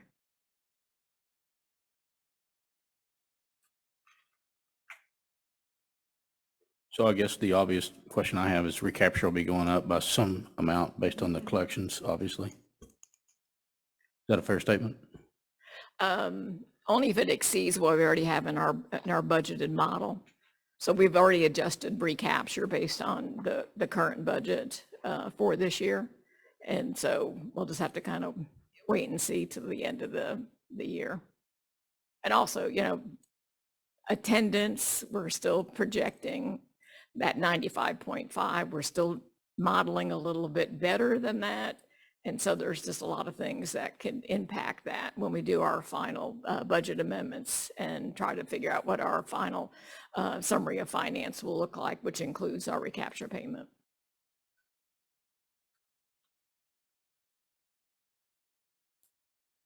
Okay.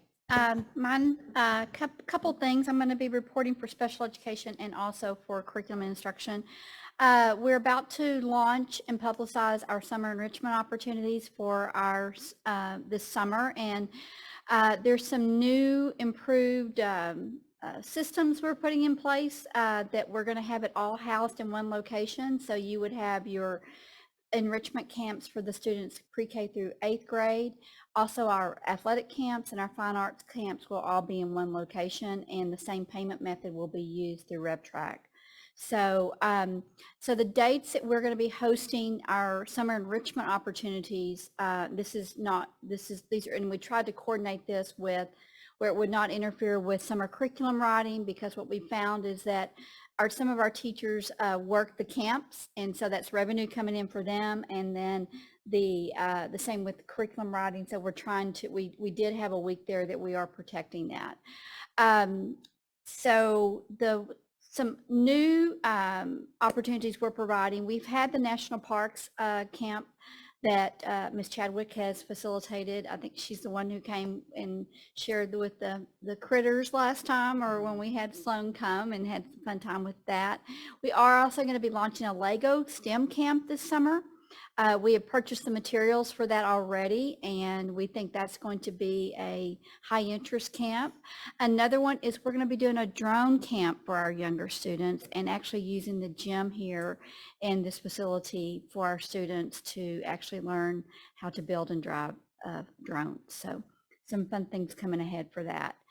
Registration is going to begin April the 11th, and we'll be sharing that information and connect with Katie, and also on the website and social media. So that's coming soon. Any questions about summer enrichment opportunities? Will there also be kind of the full day camps that people can use for daycare as well, as is that been changed with this? Right now, we had made the decision not to, because our enrollment was so low in that last summer that we were actually losing money as a result of it. So, but as I mentioned, we are looking at a partnership with a company that would help enhance our after-school care, also cover childcare for the days that would be teacher planning days, and then some summer opportunities that are building in some enrichment opportunities for our students too that would be affordable. So it could, depending on what we can work out, if we do move forward with this company. And that's been our challenge, particularly with our childcare after school, is that we've had a wait list of a little over 40 students all throughout the year because we couldn't staff it, and we don't have the capacity to offer some of the enrichment opportunities that possibly this company could do. And they would still employ our current employees. It's just that we would not have that, and it would still be revenue generating, is what our preliminary findings have been. So just like what we're already doing right now. So more to come, hopefully, at our next board meeting on that. So let me go into the special education update.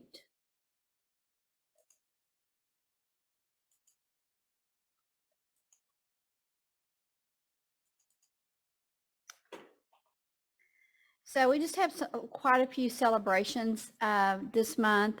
We had a group go to Anna for basketball Special Olympics and had some fun times there. And we also had our PALS kids with us to assist with that. We have April 21st track and field in Van Alstyne event, and then again on May the 10th a track and field in Anna ISD. So we're pleased that we can provide these opportunities for our students.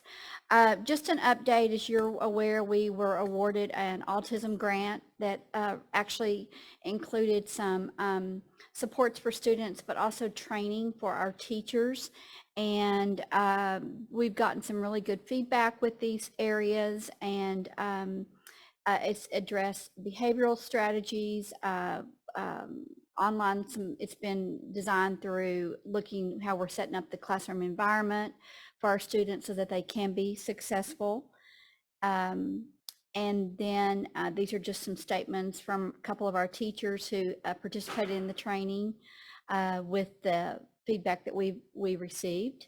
And these are just some things some visuals of what you can see when I talk about some strategies we've set up in the classroom. So some photos of that, to where you can see stations that have set up, visual schedules for our students, some of the work break activities that we've organized as well. And then we hosted recently a parent night for dyslexia, and this was actually facilitated by our dyslexia teachers. We felt like we had a great turnout with this, some interest in it. So this was hosted on March the 15th. And we've also included some resources for our parents in our newsletters, through our special education newsletters, and also on our website. And this is an example of the Take Flight. These are some Take Flight groups that we have. And this was actually some of the decodable text that we're using with our students was actually funded by the foundation. And so you see some kiddos in action and some of our teachers with them as well too. This is just an overview of what you see happening on campuses with some collaboration going on between our general education teachers and our special education teachers as they're planning how they're, some of our auxiliary staff, our aides that are going into classrooms to help support. There's a picture there. We have music therapy for some of our students, which is a fun time for our kiddos, and it also helps build those relationships. So just wanted to lift up some of the great things that are happening in special education. So what we have coming up tomorrow, actually, we have, we're doing a parent training here at the in this facility on how parents can help in the area of assertiveness and communication with their students. Also some transition information coming April the 13th.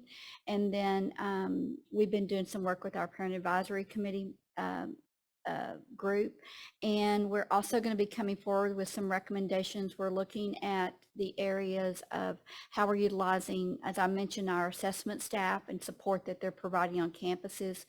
We're working with a consultant right now who'll be coming forward with some recommendations on how we're maximizing that staff, and also looking at some vocational pathways for our students as well too, some updates on that.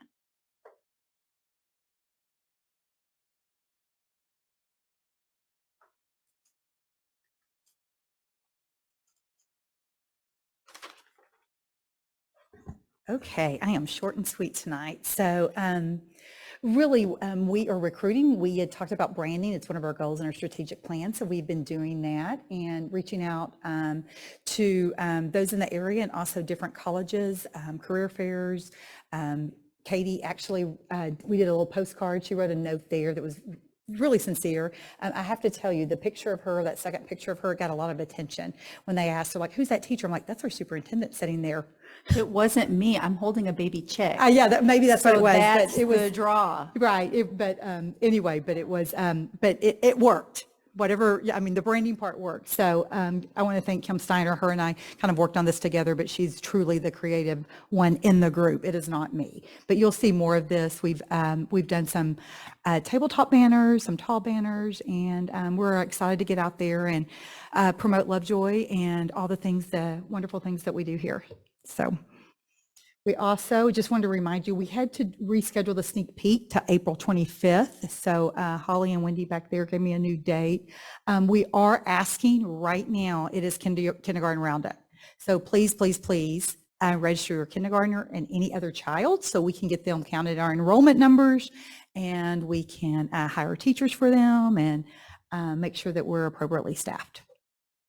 Can you speak to any of the recruiting efforts you've been doing at some of the various college campuses? Yes, I was actually Monday night we had board meeting. I got up at 4:30 on Tuesday and drove to OSU in Stillwater and recruited there. Very successful. Lots of people. One thing is our branding looks really good, I have to say, but also a lot of people came, it did. So I talked with a lot of teachers, a lot of elementary education teachers. We were looking for special ed. There wasn't one there actually, but had a lot of interest. Interesting enough, I had a teacher several come and talk to me. That one came up in particular, and she was from Liberty High School in Frisco, and she said, I played volleyball for Liberty High School, and I played against Lovejoy, and they beat us in the finals, and I want to work there, and I want to learn what you're doing and how you coach volleyball. Her name's Catherine. She's been, we've been communicating there. So anyway, yes, she wants to know all about volleyball. So I've already told Coach Ross about her. So. And then I left that afternoon and did some interviews there and went to OU. I'm an Aggie, but I went to OU. So anyway, but at OU, I also talked with 2 special education teachers, several elementary education teachers, very excited. Our principals are communicating with them on Saturday. Dr. Zambezi and I met with hopefully a future Lovejoy teacher, and spent some time with her showing the facilities. It was really nice. We had coaches at the high school. Baseball was about to happen with the Majestics performing. Very impressive to be able to take someone through the school and see how active it is. And everyone's so friendly and talking about Lovejoy. And then Travis and I also had a burger at Kelly Farms with the applicant, and sat outside and just got to know her a little bit. So we feel pretty good about that. On Monday, I'll be in Aggie Land at A&M, recruiting there too. One reason I want to point out, one reason we do recruit in Oklahoma and maybe Alabama, Ole Miss, all these, is because we actually pay more than they do in those states. And so we do get, we have some positive, we get candidates from there, because at least in Texas, we pay more than those states are surrounding us. So that's why we're there. Get some high quality individuals here. Thank you.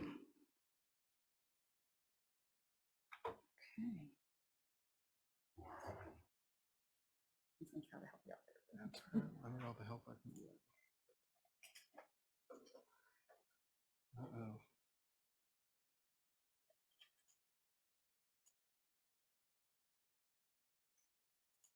Sorry. Right. Just a couple of updates from student services. We do have a fine arts group that is in their competition season right now.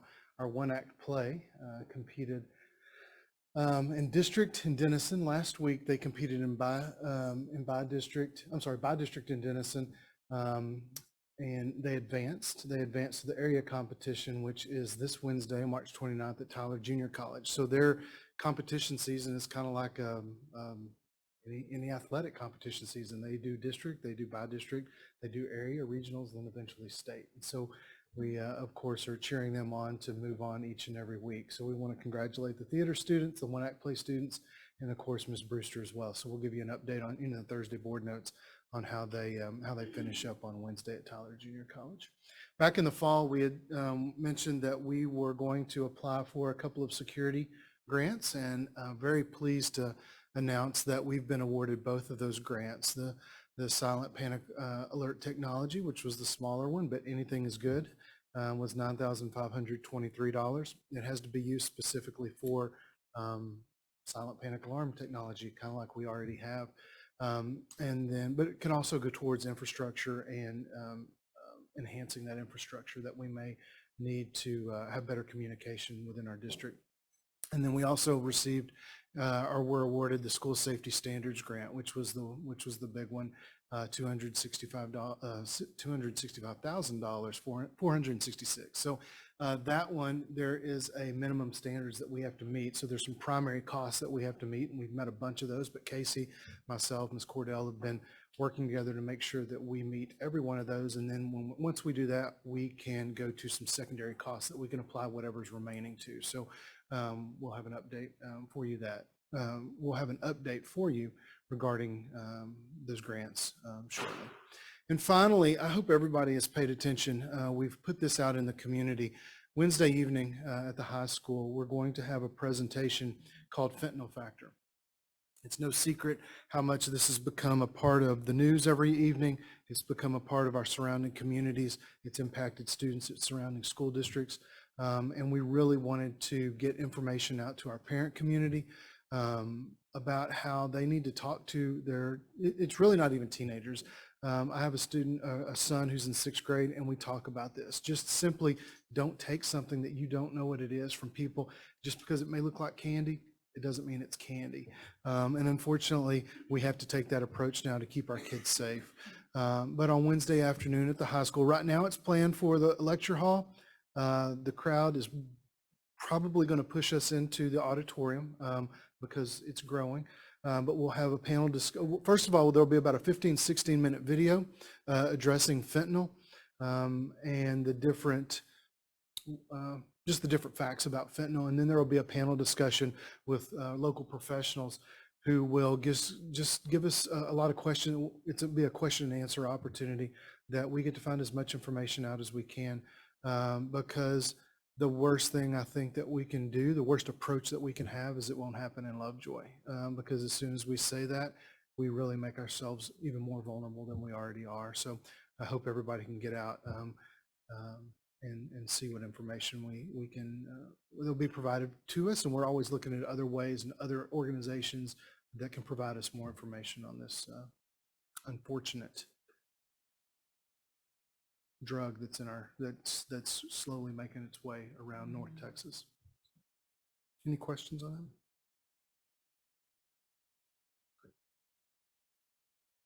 Is the only opportunity on that going to be in person, or is there going to be? Yes. It doesn't mean, it is not really a community event, it's an area event. So we have it. So that's not to say that it won't be offered at other places and other locations in the next, coming months. All right, Ms. Cordell. So I'll piggyback off of Mr. Parker in that regard. And if parents want some additional resources on the fentanyl and they're not able to attend, if they'll go back to our March 17th, Connect with Katie, there are a number of resources in there that are very helpful. And I have 10-year-olds. And there were some resources in there that I actually printed out some pictures and shared with them and had an age-appropriate conversation, because it is that concerning. And so the more our community and our parents can be aware and have conversations with your children, it's critically important. I also want to share that people don't feel numbers, whether we share those numbers in a budget presentation, through a VATRE, whether we share those numbers now in a budget workshop, whether this evening, the numbers that we share as part of a legislative update, nobody feels those. That's just information. What we feel is when it has an impact on programs our kids love and are a part of and thrive in. We feel it when it impacts the educators that work with our children, and we feel that as well. We are facing some very difficult decisions. We faced some tonight. We'll face some in the future. And it is very hard to do that when you know it is going to have an impact on children. It's going to have an impact on educators. But what I can say is some of these challenges, we are ready and willing to stare them in the eye and be creative and tenacious in our problem solving and our decision making, so that we can keep this district moving forward and continue to provide excellent opportunities for our students. Everybody that was in this room this evening was here because they care about kids and because they care about Lovejoy ISD. And we know that, and we appreciate that deeply.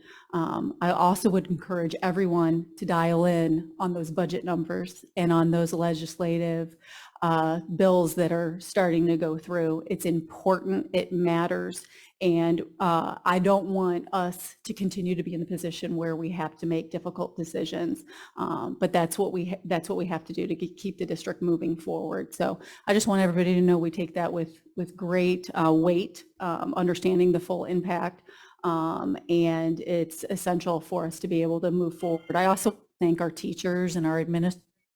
The educators that continue as part of this profession are tenacious, and they care deeply about kids, because otherwise they would have opted out a long time before now.